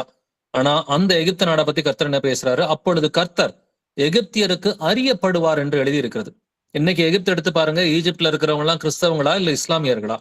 அவங்க எல்லாம் இஸ்லாமியர்களா இருக்கிறாங்க. இயேசு கிறிஸ்துவ பத்தி அறியாதவர்களா, நம்பாதவங்களா இருக்கிறாங்க. எகிப்தியர் கர்த்தரை அக்காலத்திலே அறிந்து அவருக்கு பலிகளோடும் காணிக்கைகளோடும் ஆராதனை செய்து கர்த்தருக்கு பொருத்தனைகளை பண்ணி அவைகளை செலுத்துவார்கள். எகிப்தியர் எல்லாருமே மனம் மாறுவாங்கன்னு சொல்லி வேதம் சொல்லுது. கர்த்தர் எகிப்தியரை வாதையினால் அடிப்பார். எப்பொழுது? 2ஆம் வருகையின் காலகட்டத்துல அவர் வாதையினால் அடிப்பார் என்று வேதம் சொல்கிறது. அடித்து குணமாக்குவார். அடிப்பாரு, ஆனா அவரே காயம் கட்டி குணமாக்குவார். அவர்கள் கர்த்தரிடத்தில் மனம் திரும்புவார்கள். எகிப்தியர் எல்லாருமே கர்த்தர்ட்ட மனம் திரும்புவாங்கன்னு சொல்லி வேதம் தெளிவா சொல்லுது. அப்பொழுது அவர்கள் விண்ணப்பத்தை கேட்டு அவர்களை குணமாக்குவார். அப்ப எகிப்தியரை வந்துட்டு இனிஷியலா அடிப்பாரு. அடிச்சு இருப்பு கோலால் ஆளுகை செய்து குயக்களத்தை உடைக்கிறது போல அவர்களை உடைத்து போட்டு உங்க ஊர்ல மழை பெய்யாதுன்னு சொல்லி அவங்களெல்லாம் மிரட்டி, இப்படிதான் கர்த்தர் வந்துட்டு புறஜாதிகள்ல ஒரு கூட்டம் இப்படி மனம் திரும்பும், இன்னொரு கூட்டம் உடனே ஏத்துக்கும். உடனே ஏத்துக்கிற புறஜாதிகளும் இருப்பாங்க. இருதய கடினத்தோட இருந்து கர்த்தர் மிரட்டுறதுனால அப்படி வந்துட்டு மனம் திரும்புறவங்களும் ஒரு கூட்டம் இருப்பாங்க. சோ எகிப்தியர் மனம் திரும்புவாங்கன்றது ரொம்ப ஒரு சந்தோஷமான ஒரு காரியம். வாசிக்கலாம் ஏசாயா 19ஆம் அதிகாரம் 23 முதல் 24 வசனங்கள். Isaiah chapter 19 verses 23 to 24. அக்காலத்திலே எகிப்திலிருந்து அசீரியாவுக்கு போகிற பெரும் பாதை உண்டாயிருக்கும். அசீரியர் எகிப்துக்கும் எகிப்தியர் அசீரியாவுக்கும் வந்து எகிப்தியர் அசீரியரும் கூட ஆராதனை செய்வார்கள். அக்காலத்திலே இஸ்ரவேல் எகிப்தோடும் அசீரியாவோடும் மூன்றாவதாக பூமியின் நடுவில் ஆசீர்வாதமாயிருக்கும். அமேன். ஆமென். இங்க வந்துட்டு அசீரியாவை பத்தியும் எகிப்தை பத்தியும் கர்த்தர் பேசுறார். எகிப்தும் அசீரியாவும் இஸ்ரவேலுக்கு விரோதமாயிருந்த ராஜ்யங்கள் அப்படின்றத நம்ம பாக்குறோம். குறிப்பா இஸ்ரவேல் அந்த ராஜ்யம் 2ஆ பிரிஞ்சப்ப, இஸ்ரவேல் ராஜ்யம் யூதா ராஜ்யம் அப்படின்னு சொல்லி 2ஆ பிரிஞ்சப்ப, அந்த இஸ்ரவேல் ராஜ்யத்துல 10 கோத்திரங்கள் இருந்தாங்க, யூதா ராஜ்யத்துல 2 கோத்திரம் இருந்தாங்க. அந்த 10 கோத்திரங்களை அழிச்சது யாருன்னு பாத்தீங்கன்னா அசீரிய ராஜ்யம் தான். பட் இங்க கர்த்தர் என்ன சொல்றாரு? அசீரியர் எகிப்துக்கும் எகிப்தியர் அசீரியாவுக்கும் வந்து எகிப்தியர் அசீரியரோடும் கூட ஆராதனை செய்வார்கள். அப்ப இந்த 2 கூட்டமும் சேர்ந்து இயேசு கிறிஸ்துவை ஆராதனை செய்வார்கள் என்று எழுதியிருக்கிறது.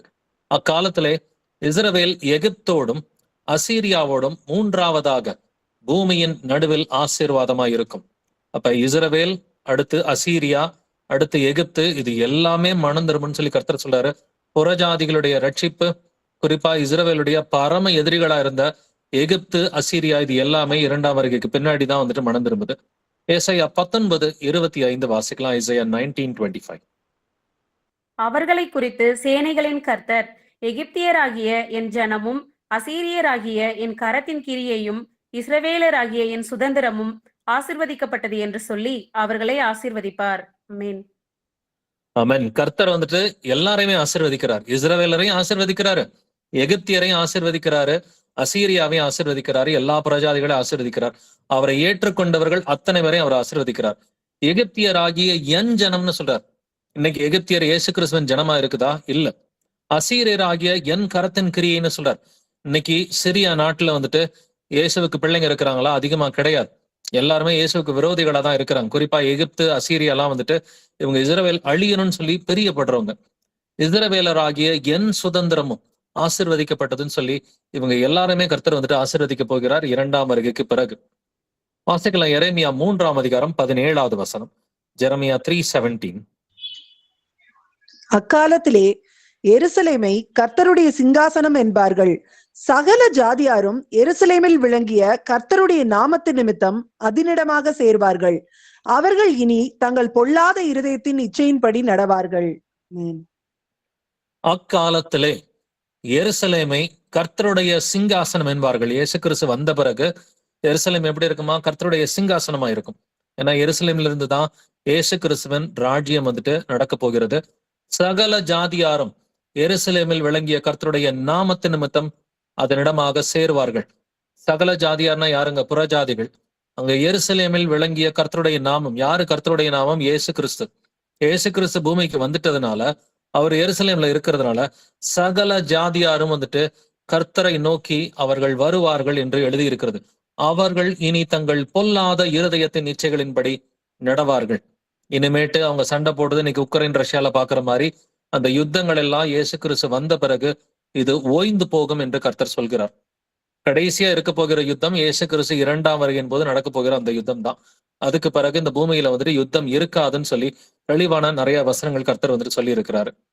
பட் இயேசு கிறிஸ்துவின் இந்த ராஜ்யம் இனிஷியலா ஏத்துக்காத புறஜாதிகள் மத்தியில வந்துட்டு எப்படி இருக்கும் அப்படின்னு நம்ம தெரிஞ்சுக்கணும். 2ஆம் வருகையின் போது அவர் என்ன செய்ய போறாரு, வந்த பிறகு அவரை ஏத்துக்காத புறஜாதிகள் மத்தியில அவருடைய அந்த ராஜ்யம் எப்படி இருக்க போகிறது அப்படின்றத நம்ம தெரிஞ்சுக்கலாம். வெளிப்படுத்தின விசேஷம் 19ஆம் அதிகாரம் 15வது வசனம் வாசிக்கலாம். ரெவலேஷன் 19:15.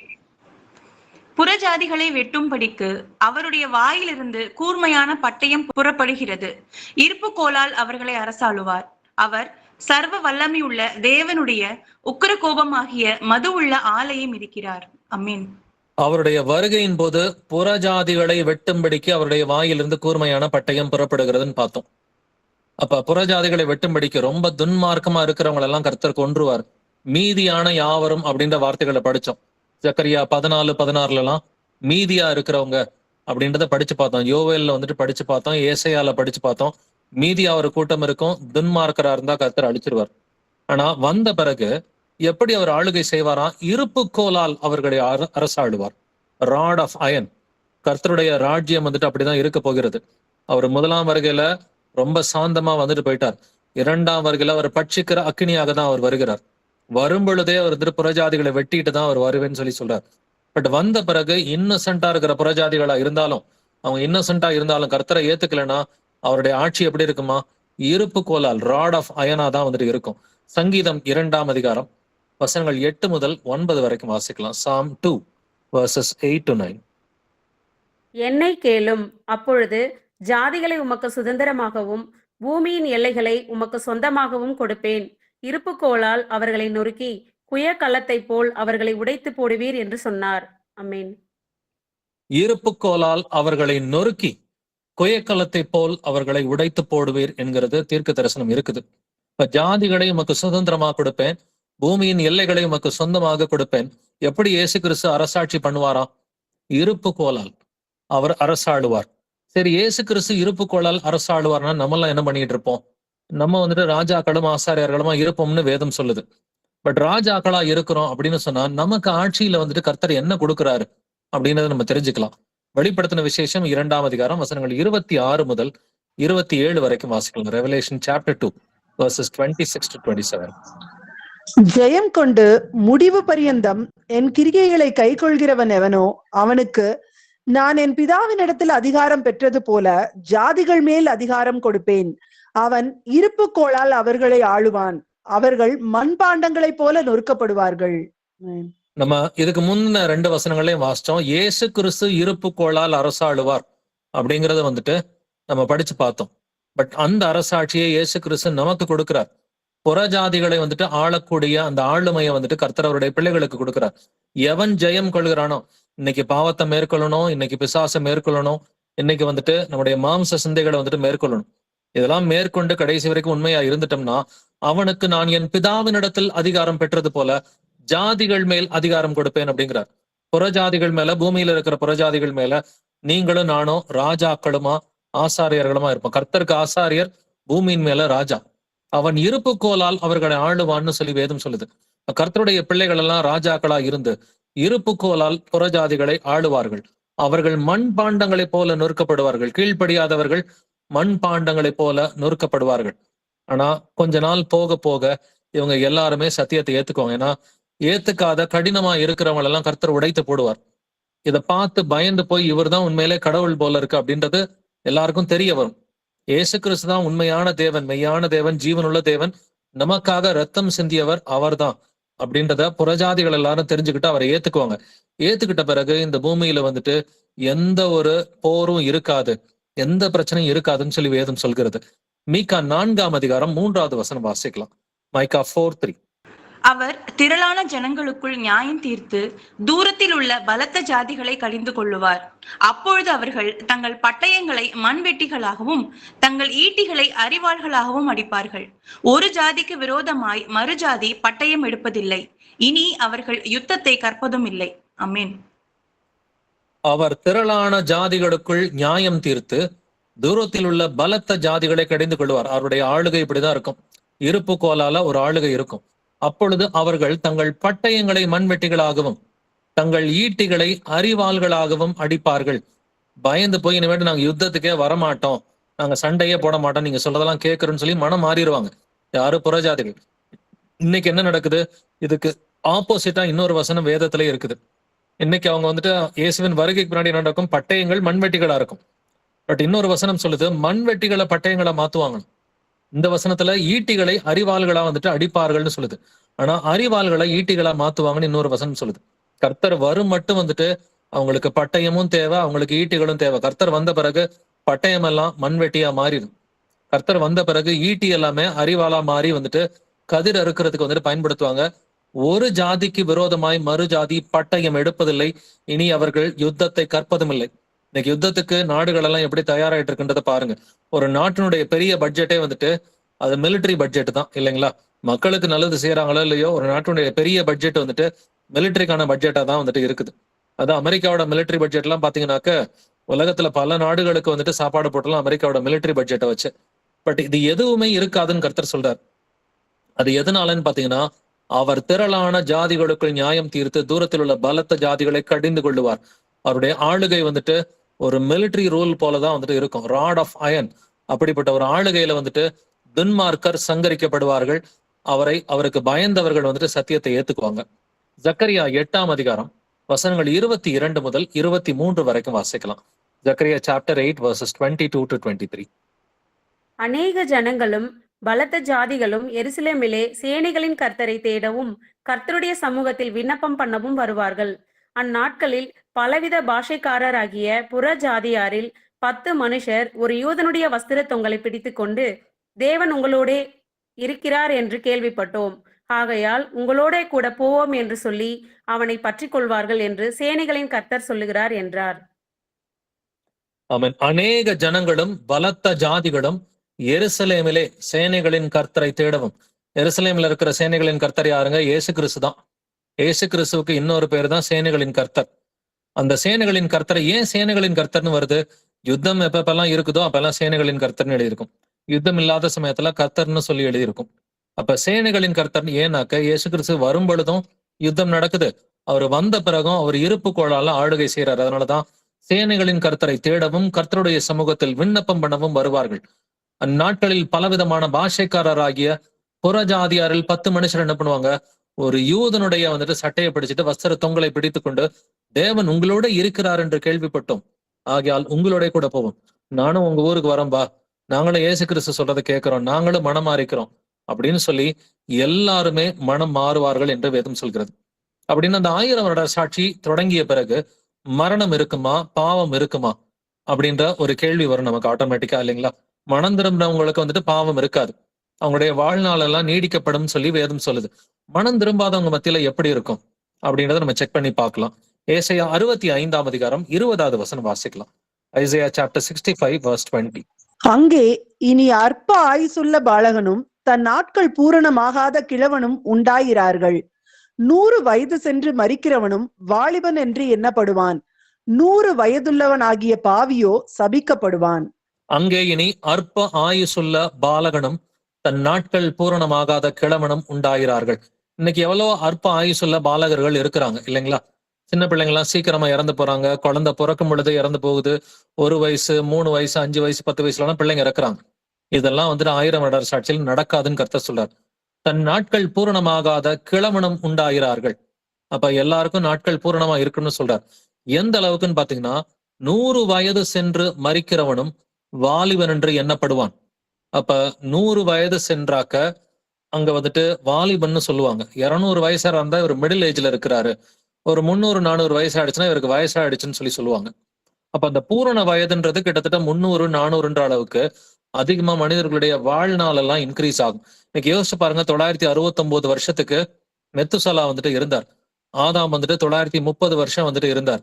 நோவா 950 ஆண்டுகள் வந்துட்டு வாழ்ந்தார். இன்னைக்கு மனுஷனுடைய வாழ்நாள் பாவத்தினால குறைஞ்சு குறைஞ்சு குறைஞ்சு இன்னைக்கு 70 அல்லது 80 ஆண்டுகள் அப்படின்னு வந்து நிக்குது. கர்த்தர் 120 வருஷத்தை கொடுத்திருந்தாலும் பலத்தின் மிகுதியினால் 80 ஆண்டுகள் அப்படின்ற லெவல்ல தான் இருக்கு. ஒருத்தர் 70, 80 வயசுல இருந்தா அவர் வயசானவர் அப்படின்னு சொல்றோம்.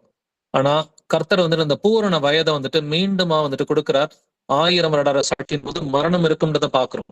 100 வயது சென்று மரிக்கிறவன் மரணம் இருக்கும் அப்படின்றத பார்க்கும். பாவம் இருக்குமா?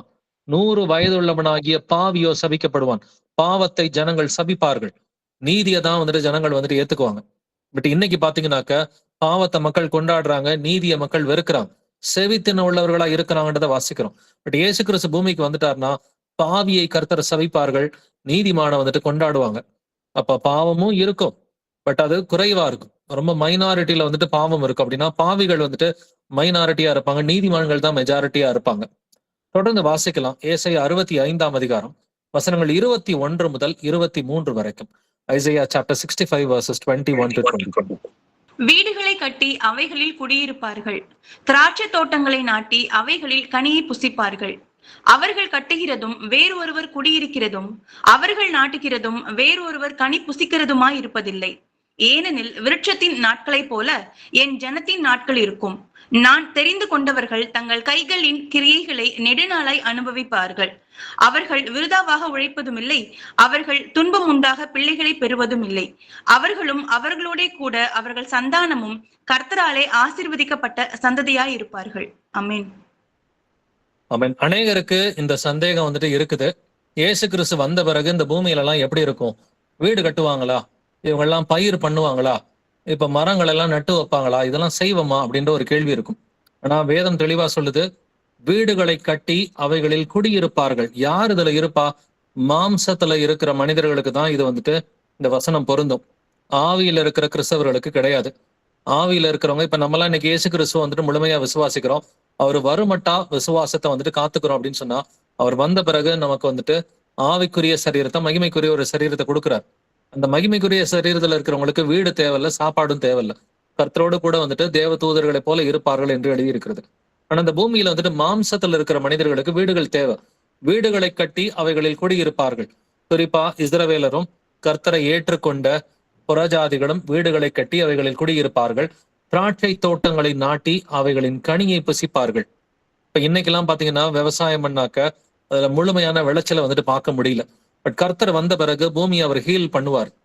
ஏன்னா விருட்சத்தின் நாட்களை போல என் ஜனத்தின் நாட்கள் இருக்கும்னு சொல்றார். அப்ப விருட்சத்தின் நாட்கள், அப்ப ஜனத்தினுடைய அந்த வாழ்நாள் வந்துட்டு பெருகும்னு சொல்றார். பழைய ஏற்பாட்டில் நம்ம வாசிக்கிறது போல 400, 500, 600, 700, 800ன்ற லெவலுக்கு மனிதர்களுடைய வாழ்நாள் இன்க்ரீஸ் ஆகும். நான் தெரிந்து கொண்டவர்கள் தங்கள் கைகளின் கிரியைகளை நெடுநாளாய் அனுபவிப்பார்கள். அப்ப கர்த்தருக்கு கீழ்ப்படுகிறவங்களாம் நெடுநாளா சந்தோஷமா இந்த பூமியில இருப்பாங்க. அவர்கள் துன்பம் உண்டாக பிள்ளைகளை பெறுவதும் இல்லை. ஆதியில கர்த்தர் கொடுத்த ஒரு சாபத்துல இதுவும் ஒரு சாபம். துன்பம் உண்டாக பிள்ளைகளை பெறுவது, பேறுகால வேதனையை வந்துட்டு அவர் வந்துட்டு ஏவாளுக்கு வந்துட்டு கொடுத்தார். ஆதாமுக்கும் பிள்ளைகளை பார்த்துக்கிற ஒரு கடமையை கொடுத்தார், கஷ்டப்பட்டு வேலை பார்க்கணும். ஆனா அவர்கள் துன்பம் உண்டாக பிள்ளைகளை பெறுவதும் இல்லை, அவர்களும் அவர்களுடைய கூட அவர்கள் சந்தானமும் கர்த்தராலே ஆசிர்வதிக்கப்பட்ட சந்ததியாய் இருப்பார்கள். கர்த்தரால் ஆசிர்வதிக்கப்பட்ட ஒரு சந்ததி வந்துட்டு உருவாக கூடியது. இது 1000 வருட அரசாட்சி. வாசிக்கலாம் ஏசாயா 66 வசனம் 23. Isaiah 66 verse 23.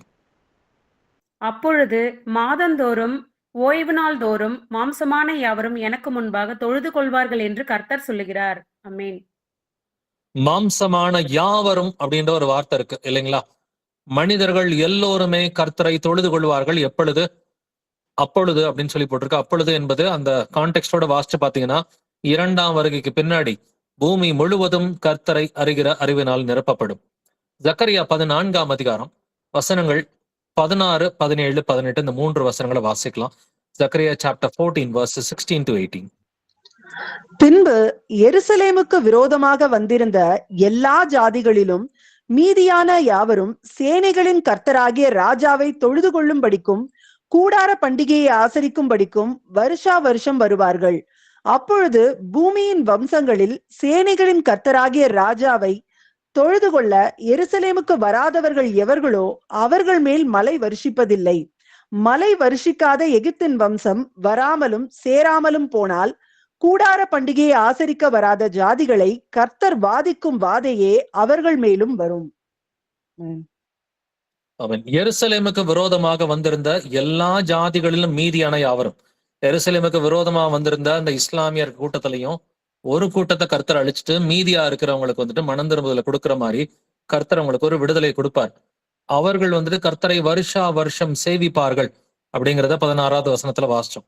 17வது வசனத்துல பூமியின் வம்சங்களின் சேனைகளின் கர்த்தராகிய ராஜாவை தொழுது கொள்ள எருசலேமுக்கு வராதவர்கள் எவர்களும் அவர்கள் மேல் மழை வருஷிப்பதில்லை. குறிப்பா எகிப்து தேசம் கர்த்தரை எதிர்க்கும் என்று வேதம் சொல்கிறது.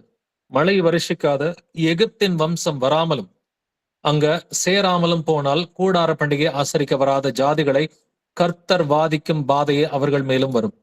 அப்ப மழை வராது. அப்ப ஆரம்பத்துல வந்துட்டு நம்ம ஒரு வசனம் படிச்சோம், எகிப்தை கர்த்தர் அடிப்பார், அடித்து காயம் கட்டுவார், அவர்கள் மனம் திரும்புவார்கள் அப்படின்ற வசனங்களை வந்துட்டு நம்ம படிச்சோம். அப்ப எகிப்து கர்த்தரை இனிஷியலா எதிர்த்தாலும் போக போக வந்துட்டு இயேசு கிறிஸ்துவிடம் எகிப்தின் மக்கள் வந்துட்டு மனம் திரும்புவார்கள், கர்த்தர் அவர்களை காயம் கட்டி வந்துட்டு அவங்களை குணமாக்குவாரு, அவர்களும் மனம் திரும்புவார்கள் என்று எழுதியிருக்கிறது. அப்ப இப்படிதான் இருப்புக்கோளால் ஒரு ஆளுகை செய்துதான் வந்துட்டு கர்த்தர் இவர்களை மனம் திருப்பி கொண்டு வருகிறார், புறஜாதிகள் எல்லோரையுமே. வாசிக்கலாம் வெளிப்படுத்தின விசேஷம் 20ஆம் அதிகாரம் 14வது வசனம். Revelation 20 verse 14. அப்பொழுது மரணமும் பாதாளமும் அக்கினி கடலிலே தள்ளப்பட்டன. இது 2ஆம் மரணம். ஆமென். இப்ப மரணத்தை கர்த்தர் அபாலிஷ் பண்றது எப்பன்னு பாத்தீங்கன்னா 1000 வருட அரசாட்சியின் முடிவுல பெரிய வெள்ளை சிங்காசன தீர்ப்பு இருக்குது. அந்த பெரிய வெள்ளை சிங்காசன தீர்ப்புல தான் வந்துட்டு மரணமும் பாதாளமும் அக்கினி கடலிலே தள்ளப்பட்டன. அது வரைக்கும் வந்துட்டு மரணம் உண்டு என்றுதான் வேதம் சொல்கிறது. இதையதான் நம்ம 1 கொரிந்தியர் 15:26 படிக்கிறோம். பரிகரிக்கப்படும் கடைசி சத்துரு மரணம் என்று வாசிக்கிறோம். அப்ப மரணம் எது வரைக்கும் இருக்கும்னா 1000 வருட அரசாட்சி முடிகிற வரைக்குமே வந்துட்டு மரணம் இருக்கும். குறிப்பா பாவிகளுக்கு மரணம் இருக்கும். பாவியா இருந்தா கூட ரொம்ப வருஷம் அவங்க உயிரோட இருப்பாங்க. 100 வயசு போய் தான் வந்துட்டு பிறகுதான் மரணமே ஏற்படும்னு சொல்றார். நான் 100 வயசு வரைக்குமே அது வாலிப பருவம் என்று எழுதியிருக்கிறது. 100 வயது சென்ற கிழவனும் வாலிபன் என்று எண்ணப்படுவான். இப்ப மரணம் எது வரைக்கும் இருக்கும்னாக்க 1000 வருட அரசாட்சி முடிகிற வரைக்குமே மரணம் இருக்கும் அப்படிங்கிறத வந்துட்டு பாக்குறோம். பட் மரணத்தை கர்த்தர் அபாலிஷ் பண்றது பெரிய வெள்ளை சிங்காசன தீர்ப்புல மரணத்தை அபாலிஷ் பண்றாரு. அதோட மனுஷகுமாரனுடைய ரோல் வந்துட்டு அவருடைய கடமைகளை செய்து அதோட முடிவடைகிறது. அவர் அதனாலதான் வந்துட்டு அந்த ராஜ்யத்தை பிதாவிடம் ஒப்பு கொடுக்கிறார் என்று வேதம் சொல்கிறது. இயேசு கிறிஸ்துவின் ராஜ்யத்துக்கு முடிவே இல்லைன்னு வேதம் சொல்லுது. லூக்கா 1 அதிகாரம் 32, 33 வசனங்கள்ல இயேசுவின் ராஜ்யத்துக்கு முடிவில்லைன்னு எழுதியிருக்கு. ஏசாயா 9:7 அவருடைய கர்த்தத்துவத்தின் பெருக்கத்துக்கும் அதன் சமாதானத்துக்கும் முடிவே இராது என்று வேதம் சொன்னாலும் இயேசு அந்த ராஜ்யத்தை பிதாவிடம் ஒப்பு கொடுக்கிறார் என்று வேதம் சொல்கிறது. எப்பொழுது? நீங்க சொன்ன கடமையெல்லாம் நான் முடிச்சிட்டேன், 1ஆம் வருகையில பூமிக்கு வந்தேன், என்னுடைய ரத்தத்தை சிந்தி இந்த ஜனங்கள் எல்லாம் மீட்டு எடுத்துக்கிட்டேன், 2ஆம் வருகையில வந்துட்டு இந்த பூமி முழுவதும் கர்த்தரை அறிகிற அறிவினால் நிரப்பப்பட்டுருச்சு, என்னுடைய ரோல் முடியுது அப்படின்றத குறிக்கிறதா அவர் ராஜ்யத்தை பிதாவிடம் ஒப்பு கொடுக்கிறார். இதைத்தான் நம்ம 1 கொரிந்தியர் 15ஆம் அதிகாரத்துல வந்துட்டு வாசிக்கிறோம். அப்ப அவர் ராஜ்யத்தை பிதா கிட்ட ஒப்பு கொடுத்துட்டு பிதாவின் சிங்காசனத்திலே ஆட்டுக்குட்டியானவர் வீட்டு இருக்கிறார் என்பதை நம்ம கடைசி 2 அதிகாரங்கள்ல வாசிக்கிறோம். வெளிப்படுத்தின விசேஷம் கடைசி 2 அதிகாரங்களை வாசிச்சீங்கன்னா ஆட்டுக்குட்டியானவர் எங்கே வீட்டு இருக்கிறார்? அவர் பிதாவின் சிங்காசனத்திலே ஆட்டுக்குட்டியானவர் வீட்டு இருக்கிறார் என்று வேதம் சொல்கிறது. அப்ப இதுவரைக்கும் நம்ம பார்த்த வசனங்களை பாத்தீங்கன்னா புறஜாதிகளின் ரட்சிப்பை குறித்து நம்ம ஆராய்ந்து பார்த்தோம். புறஜாதிகளின் ரட்சிப்பு வந்துட்டு அநேக போதர்கள் சொல்ற மாதிரி இயேசுவின் 2ஆம் வருகைக்கு முன்னாடி கிடையாது. இது எல்லாமே கள்ள உபதேசங்களா இருக்கிறது. இவங்க வேதத்தை ஆராய்ந்து பார்க்காம மனசுல இருக்கிற இச்சைகளின்படிதான் இவங்க போதிக்கிறாங்க. ஆனா வேதத்தை ஆராய்ந்து பார்த்தா இது வரைக்கும் நம்ம படிச்சது கிட்டத்தட்ட 50 வசனங்கள். இந்த 50 வசனங்களை ஆராய்ந்து பார்க்கும் பொழுது இன்னும் நிறைய வசனங்கள் இருக்குது. நேரம் இல்லாதனால அதெல்லாம் எடுக்க முடியல. பட் இந்த 50 வசனங்களோ இன்னும் 100 200 வசனங்கள் இருக்கும். இந்த எல்லா வசனங்களும் பாயிண்ட் அவுட் பண்றது எதுனாக்க புறஜாதிகளுடைய ரட்சிப்பு இயேசு கிறிஸ்துவின் 2ஆம் வருகைக்கு பின்னாடிதான். அப்ப அது வரைக்கும் உங்களுக்கும் எனக்கும் உபத்திரவம் உண்டு. நம்ம எல்லாருக்குமே உபத்திரவம் உண்டு பிரதர்ஸ் அண்ட் சிஸ்டர்ஸ். முடிவு பரியந்தம் நிலைத்திருப்பவனே ரட்சிக்கப்படுவான் என்று வேதம் சொல்கிறது. அப்ப எல்லாரும் இயேசுவை ஏத்துக்க போறது கிடையாது. கிறிஸ்தவர்களிலே பெருவாரியானவர்கள் வந்துட்டு மனம் திரும்ப போறது கிடையாது. அவர்கள் மனம் திரும்பவில்லை, அவர்கள் தேவனை தூஷித்தார்கள், தேவனுடைய நாமத்தை தூஷித்தார்கள் என்பதை தான் நம்ம வந்துட்டு வாசிச்சோம். அப்போ உங்களுக்கும் எனக்கும் வந்துட்டு கடைசி வரைக்கும் இயேசுவின் 2ஆம் வருகை வரைக்கும் உபத்திரவம் நிச்சயம். பட் உபத்திரவத்துல பொறுமையா இருக்கணும்னு சொல்லி வேதம் சொல்லுது. உபத்திரவத்திலே பொறுமையா இருந்தாக்க நமக்கு நீடிய பொறுமை, சாந்தம் இதெல்லாம் வளரும். இதெல்லாம் ஆவியின் கனியில வளருவதற்கு. பட் எது உபத்திரவம்? எல்லா பிரச்சனையும் உபத்திரவம் கிடையாது. நீங்க கீழ்ப்படுகிறதுனால உங்களை யாராவது திட்டுறாங்க, அடிக்கிறாங்க, உங்களை அவதூறா பேசுறாங்கன்னா அதுதான் வந்துட்டு உபத்திரவம். நீங்க கீழ்ப்படுகிறதுனால உபத்திரவப்பட்டீங்கன்னா சந்தோஷப்பட்டு களி கூறுங்கள் என்று வேதம் சொல்கிறது. அப்படின்னாக்க புறஜாதிகளுடைய ரட்சிப்பு நிச்சயம். எப்படி அப்போஸ்தலன் பவுலுக்கு மிகுந்த துக்கமும் இடைவிடாத ஒரு மனவேதனையும் என்னுடைய நாட்டு ஜனங்கள் ரட்சிக்கப்படல அப்படின்னு சொல்லி இருந்துச்சோ அதே மாதிரி நமக்கும் இருக்கும். இந்தியாவில் இருக்கிற ஜனங்கள்லாம் ரட்சிக்கப்படலையே அப்படின்ற மாதிரி ஒரு வேதனை இருந்தாலும் எல்லாரும் ரட்சிப்படைய போகிற காலகட்டம் மிகவும் சமீபமா இருக்கிறது. 2ஆம் வருகை வந்துருச்சுனாக்க அதுக்கு பிறகு எல்லாருக்குமே ரட்சிப்பு வந்துட்டு குறிப்பா புறஜாதிகள் எல்லாருக்கும் சுவிசேஷம் அறிவிக்கப்படும். அதுல பெருவாரியா எல்லாருமே ஏத்துக்குவாங்க. ஏத்துக்காத ஒரு மைனாரிட்டி இருப்பாங்க. அந்த மைனாரிட்டிக்கும் டைம் கொடுப்பாரு மனம் திரும்புறதுக்கு. மனம் திரும்பாத பட்சத்துல குயக்கலத்தை உடைக்கிறது போல கர்த்தர் அவர்களை உடைத்து போட்டு இருப்பு கோளால் ஒரு ஆளுகை வந்துட்டு செய்வார். சோ இப்படிதான் புறஜாதிகளுடைய ரட்சிப்பு அமைய போகிறது. 2ஆம் வருகையில அழிவுகள் இருக்க போகிறது. 3ஆம் உலக போர் முதற்கொண்டு இன்னைக்கு இந்த ரஷ்யா உக்ரைன் போர்லாம் இதெல்லாம் நிக்க போறது கிடையாது. இன்னைக்கு நீங்க பாக்குற ஈரான் வாரம் இதுவும் சமாதானம்னு இடையில சொல்லியிருக்கிறாங்க. கடந்த 5 மாசத்துல எத்தனை முறை சமாதானம் சொல்லிட்டாங்க. இங்க சமாதானம் சௌக்கியமும் அவர்கள் வந்துட்டு உண்டு என்று சொல்லும் பொழுது அழிவு சடுதியாய் வரும் என்று வேதம் சொல்கிறது. அப்ப ஒரு அழிவு சடுதியாக இருக்குது. 3ஆம் உலக போர்ல ஒரு பெரிய அழிவு இருக்கும். இயேசு கிறிஸ்துவின் 2ஆம் வருகையின் போது அந்த யூதர்களுடைய எதிரிகளுக்கு ஒரு பெரிய அழிவு இருக்கும். இந்தியாவிலே வந்துட்டு அழிவுகள் இருக்கும்.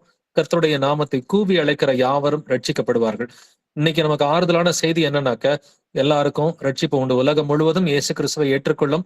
அந்த பழைய நிலைமைக்கு திரும்ப போகும். ஆதாம் பாவம் செய்வதற்கு முன்னாடி இருந்த அந்த நிலைமைக்கு இந்த உலகம் வந்துட்டு நிச்சயமாக செல்லும். அநேகர் இயேசு கிறிஸ்துவை வந்துட்டு ஏற்றுக்கொள்வார்கள். புறஜாதிகள் எல்லோருமே இந்த பூமியில இருக்கிற எல்லா ராஜ்யங்களும் இயேசு கிறிஸ்துவை ஏற்றுக்கொள்ளும். எப்படி வந்துட்டு சமுத்திரம் ஜலத்தினால் நிறைந்திருக்கிறது போல பூமி கர்த்தருடைய மகிமையை அறிகிற அறிவினால் நிறைந்திருக்கும். இந்த வசனங்கள்லாம் நிறைவேற போகிறது கர்த்தருடைய 2ஆம் வருகைக்கு பிறகு. நம்ம கான்பிடென்டாவே இருக்கலாம். எல்லாருமே நிச்சயமா ரட்சிக்கப்பட போறாங்க அப்படின்றதுல கான்பிடென்டா இருக்கலாம். பட் எப்பொழுது என்ன பெர்சன்டேஜ் அப்படின்றது நமக்கு கிளியரா தெரியாது. 50% ஏத்துக்குவாங்களா, 100% ஏத்துக்குவாங்களா அப்படின்றது நமக்கு கிளியரா தெரியாது. பட் கர்த்தர் நல்லவர். ஒரு மனுஷனை பார்த்து வலது பக்கம் போன்னு சொன்னாலும் கர்த்தர் நல்லவர் தான். ஒரு மனுஷனை வந்துட்டு தீர்ப்புல இடது பக்கம் போன்னு சொன்னாலும் கர்த்தர் நல்லவர் தான். அவருடைய தீர்ப்பு நியாயமான தீர்ப்பு, அது நீதியான தீர்ப்பு அப்படிங்கிறத நம்ம எப்பொழுதுமே உணர்ந்துதான் வந்துட்டு இருக்கணும். நம்ம கர்த்தருக்கு நன்றி செலுத்துவோம். எவ்வளவு வசனங்களை கர்த்தர் நமக்கு தெரியப்படுத்தி இருக்கிறாரு. புறஜாதிகளுடைய ரட்சிப்பை பத்தி பார்த்தோம். பட் இந்த யூதர்கள் எப்பொழுது ரட்சிக்கப்படுவார்கள் அப்படிங்கறத குறித்து உங்களுக்கு சந்தேகம் இருந்துச்சுன்னா வரப்போற வாரங்கள்ல அதையும் நம்ம ஆராய்ந்து பார்க்கலாம். யூதர்கள் எப்பொழுது எப்படி ரட்சிக்கப்படுவாங்க அப்படின்றத குறிச்சும் வந்து நம்ம ஆராய்ந்து பார்க்கலாம். ஒரு ஜெபத்தோட இந்த பைபிள் ஸ்டடியை நிறைவு செய்யலாம். Thank you brothers and sisters. எங்கள் கர்த்தராகிய இயேசுவே, எங்கள் அப்பா தந்தையே, மை போற்றுகிறேன், மை புகழுகிறேன், மை வாழ்த்தி வணங்கி மை ஆராதிக்கிறேன், மை துதிக்கிறேன், உமக்கு நன்றி செலுத்துகிறேன். இயேசுவே ஆண்டவரே, எங்களுக்கு ரொம்ப வருஷமாவே ஒரு மிகுந்த மனவேதனை இருந்துச்சு. எங்க நாட்டு மக்கள் இந்தியாவில் இருக்கிறவங்க எல்லாம் எப்ப ரட்சிக்கப்பட போறாங்க? அநேக புறஜாதிகள் உலகத்துல இருக்கிறாங்க. இயேசுவை அறியாதவர்கள் அநேகம் இருக்கிறாங்க. இவங்க எல்லாம் எப்பொழுது எப்படி ரட்சிக்கப்பட போறாங்க அப்படின்ற ஒரு மனவேதனை எங்களுக்குள்ளார இருந்துச்சு. ஆனாலும் உடைய கிருபை உள்ள வசனங்கள் மூலமா அந்த மனவேதனை எல்லாம் நீங்க எடுத்து போட்டிருக்கிறீங்க.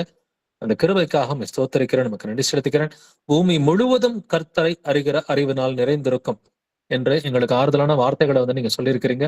இந்த கிருபைக்காக ஸ்தோத்திரிக்கிறேன், நமக்கு நன்றி செலுத்துகிறேன். ஆண்டவரே, உடைய வருகைக்கு முன்னாடி அநேகருக்கு விசுவாசம் இருக்காது அப்படின்றத நாங்க வாசிச்சோம். அது நோவாவின் நாட்களை போல, லோத்தின் நாட்களை போலதான் இருக்கும். ஜலப்பிரளயம் வாரி கொண்டு போகும் வரைக்கும் அவர்கள் உணராதிருந்தார்கள், மக்கள் மனம் திரும்பவில்லை என்பதை நாங்க வெளிப்படுத்தின விஷயத்துல வாசிக்கிறோம்.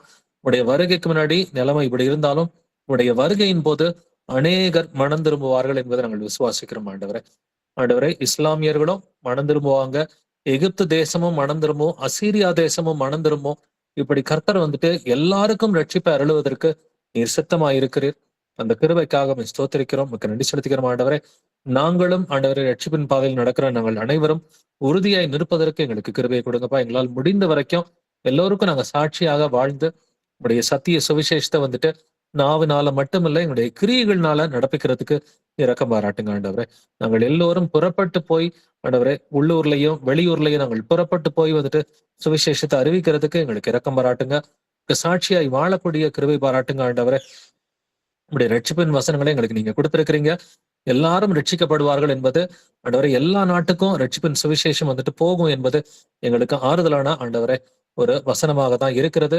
அந்த கிருபைக்காக ஸ்தோத்திரிக்கிறேன். இஸ்ரவேல் ஜனங்களை இயேசு கிறிஸ்துவின் நாமத்தினால் நாங்கள் ஆசீர்வதிக்கிறோம். ஆண்டவரே, எருசலேமுக்கு சமாதானம் உண்டாகும்படி எருசலேமை நாங்கள் கர்த்தராகிய இயேசுவின் நாமத்தினால் ஆசீர்வதிக்கிறோம். எல்லா மக்களும் ரட்சிக்கப்படுவதற்கு இரக்கம் பாராட்டுங்க. பூமி முழுவதும் இருக்கிற எல்லா ஆத்துமாக்களையும் இயேசு கிறிஸ்துவின் நாமத்தினால் ஆசீர்வதிக்கிறோம். எல்லாரும் ரட்சிக்கப்படுவதற்கு கிருபை கொடுங்க. குறிப்பா நம்முடைய சபையாகிய சரீரத்துல அவயவங்களா இருக்கிற ஒவ்வொரு ஆத்மாவையும், ஒவ்வொரு சகோதரன் சகோதரிய இயேசுவின் நாமத்தினால நாங்கள் ஆசீர்வதித்து பலப்படுத்துகிறோம். எங்களோட கூட இருந்து எங்களை வழி நடத்துங்க, பலப்படுத்துங்க. நம்முடைய வருகை மட்டும் நாங்கள் விசுவாசத்தை காத்துக்கொள்வதற்கும், பரிசுத்தத்தில் வளருவதற்கும், நீதியில் பெருகுவதற்கும் எங்களுக்கு இரக்கம் பாராட்டுங்கப்பா. நற்கிரியைகள் செய்கிறதுல நாங்கள் சோர்ந்து போகாமல் இருப்பதற்கு எங்களுக்கு இரக்கம் பாராட்டுங்க. துதிகன மகிமையெல்லாம் இயேசுவை ஒருவருக்கே உண்டாவதாக. இந்த ஜெபங்களை இந்த கர்த்தராகிய இயேசு கிறிஸ்துவின் மகா பரிசுத்த நாமத்தால் ஏறெடுக்கிறேன். ஜீவனுள்ள எங்கள் நல்ல பிதாவே, amen. Praise the Lord. Chemo மருந்து போறதுக்கு 10ஆம் தேதி வர சொல்லிருக்காங்க பிரதர். சொல்லுங்க. கீமோ மருந்து போறதுக்கு 10ஆம் தேதி வர சொல்லிருக்காங்க பிரதர். நாளைக்கு பிளட் டெஸ்ட் கொடுக்க போறோம் பிரதர். பிளட் கரெக்டா இருந்தாதான் ரத்தம் கீமோ மருந்து போடுவாங்க. ஏசப்பாவோட ஆசீர்வாதத்தோட அந்த கீமோ மருந்து எந்த ஒரு இல்லாத பிரச்சனை இல்லாத எனக்கு ஏசப்பா ஆசீர்வாதம் நல்லபடியா நடத்தி கொடுக்கணும் பிரதர். ஓகே சிஸ்டர், நம்ம ஜெபிக்கலாம். இயேசுவே ஆண்டவரே, எங்கள் அப்பா தந்தையே, ஆண்டவரே, சகோதரிய நாங்கள் கர்த்தராகிய இயேசுவின் நாமத்தினால் ஆசீர்வதிக்கிறோம். ஆண்டவரே, உங்களுக்கு இரக்கம் பாராட்டுங்க, கிருபை பாராட்டுங்க. பரிபூர்ண சுகத்தை நீர் கட்டளையிட வேண்டுமாறு கெஞ்சி மன்றாடுகிறேன். சகோதரனுடைய சரீரத்தில் இருக்கிற எல்லா பலவீனங்களையும், அவங்கள ஆளுகை செய்கிற எல்லா பலவீனங்களையும் இயேசு கிறிஸ்துவின் நாமத்தினால வெளியே போயிட்டு நாங்கள் கட்டளையிடுகிறோம். சகோதரியினுடைய சரீரத்தை ஆளுகை செய்கிற எல்லா பலவீனப்படுத்துகிற ஆண்டவரை கிரியைகளையும் இயேசுவின் நாமத்தினால வெளியே போயிட்டு நாங்கள் கட்டளையிடுகிறோம். இயேசுவின் நாமத்தினால சகோதரியினுடைய சரீரத்தை நாங்கள் ஆசீர்வதிக்கிறோம். ஆண்டவரே, அவங்களுக்கு இரக்கம் பாராட்டுங்க, அவங்களுக்கு கிருபை பாராட்டுங்க, அவங்களுக்கு பலன் உண்டாகும்படி அவங்களுடைய சரீரத்தை நாங்கள் இயேசு கிறிஸ்துவின் நாமத்தினாலே ஆசீர்வதிக்கிறோம். அவங்களோட கூட இருந்து அவங்கள வழி நடத்துங்க, அவங்களுக்கு கிருபை பாராட்டுங்க. ஆண்டவரே, டாக்டர்ஸோட கண்கள்ல மனிதர்களுடைய கண்கள்ல அவங்களுக்கு தயவு கிடைக்குமாறு நீர்தாமே அவங்களுக்கு இரக்கம் பாராட்ட வேண்டுமாறு கெஞ்சி மன்றாடுகிறேன். அவங்களுடைய சரீரத்தை இயேசுவின் நாமத்தினாலே ஆசீர்வதித்து நாங்கள் பலப்படுத்துகிறோம். துதிகான மகிமையெல்லாம் இயேசுவே ஒருவருக்கே உண்டாவதாக. இந்த ஜெபங்களை என்னுடைய கர்த்தராகிய இயேசு கிறிஸ்துவின் மகா பரிசுத்த நாமத்தினால் ஏறெடுக்கிறேன். ஜீவனுள்ள எங்கள் நல்ல பிதாவே, ஆமென், ஆமென். நன்றி பிரதர், சிஸ்டர்ஸ், வேற யாருக்காவது பிரேயர் ரிக்வெஸ்ட், சாட்சிகள் இருக்குங்களா? ஓகே, இதுக்கு மேல யாருக்கும் பிரேயர் ரிக்வெஸ்டோ சாட்சிகளோ இல்லைனாக்க இதோட பைபிள் ஸ்டடியை நிறைவு செஞ்சுக்கலாம். Thank you brothers and sisters.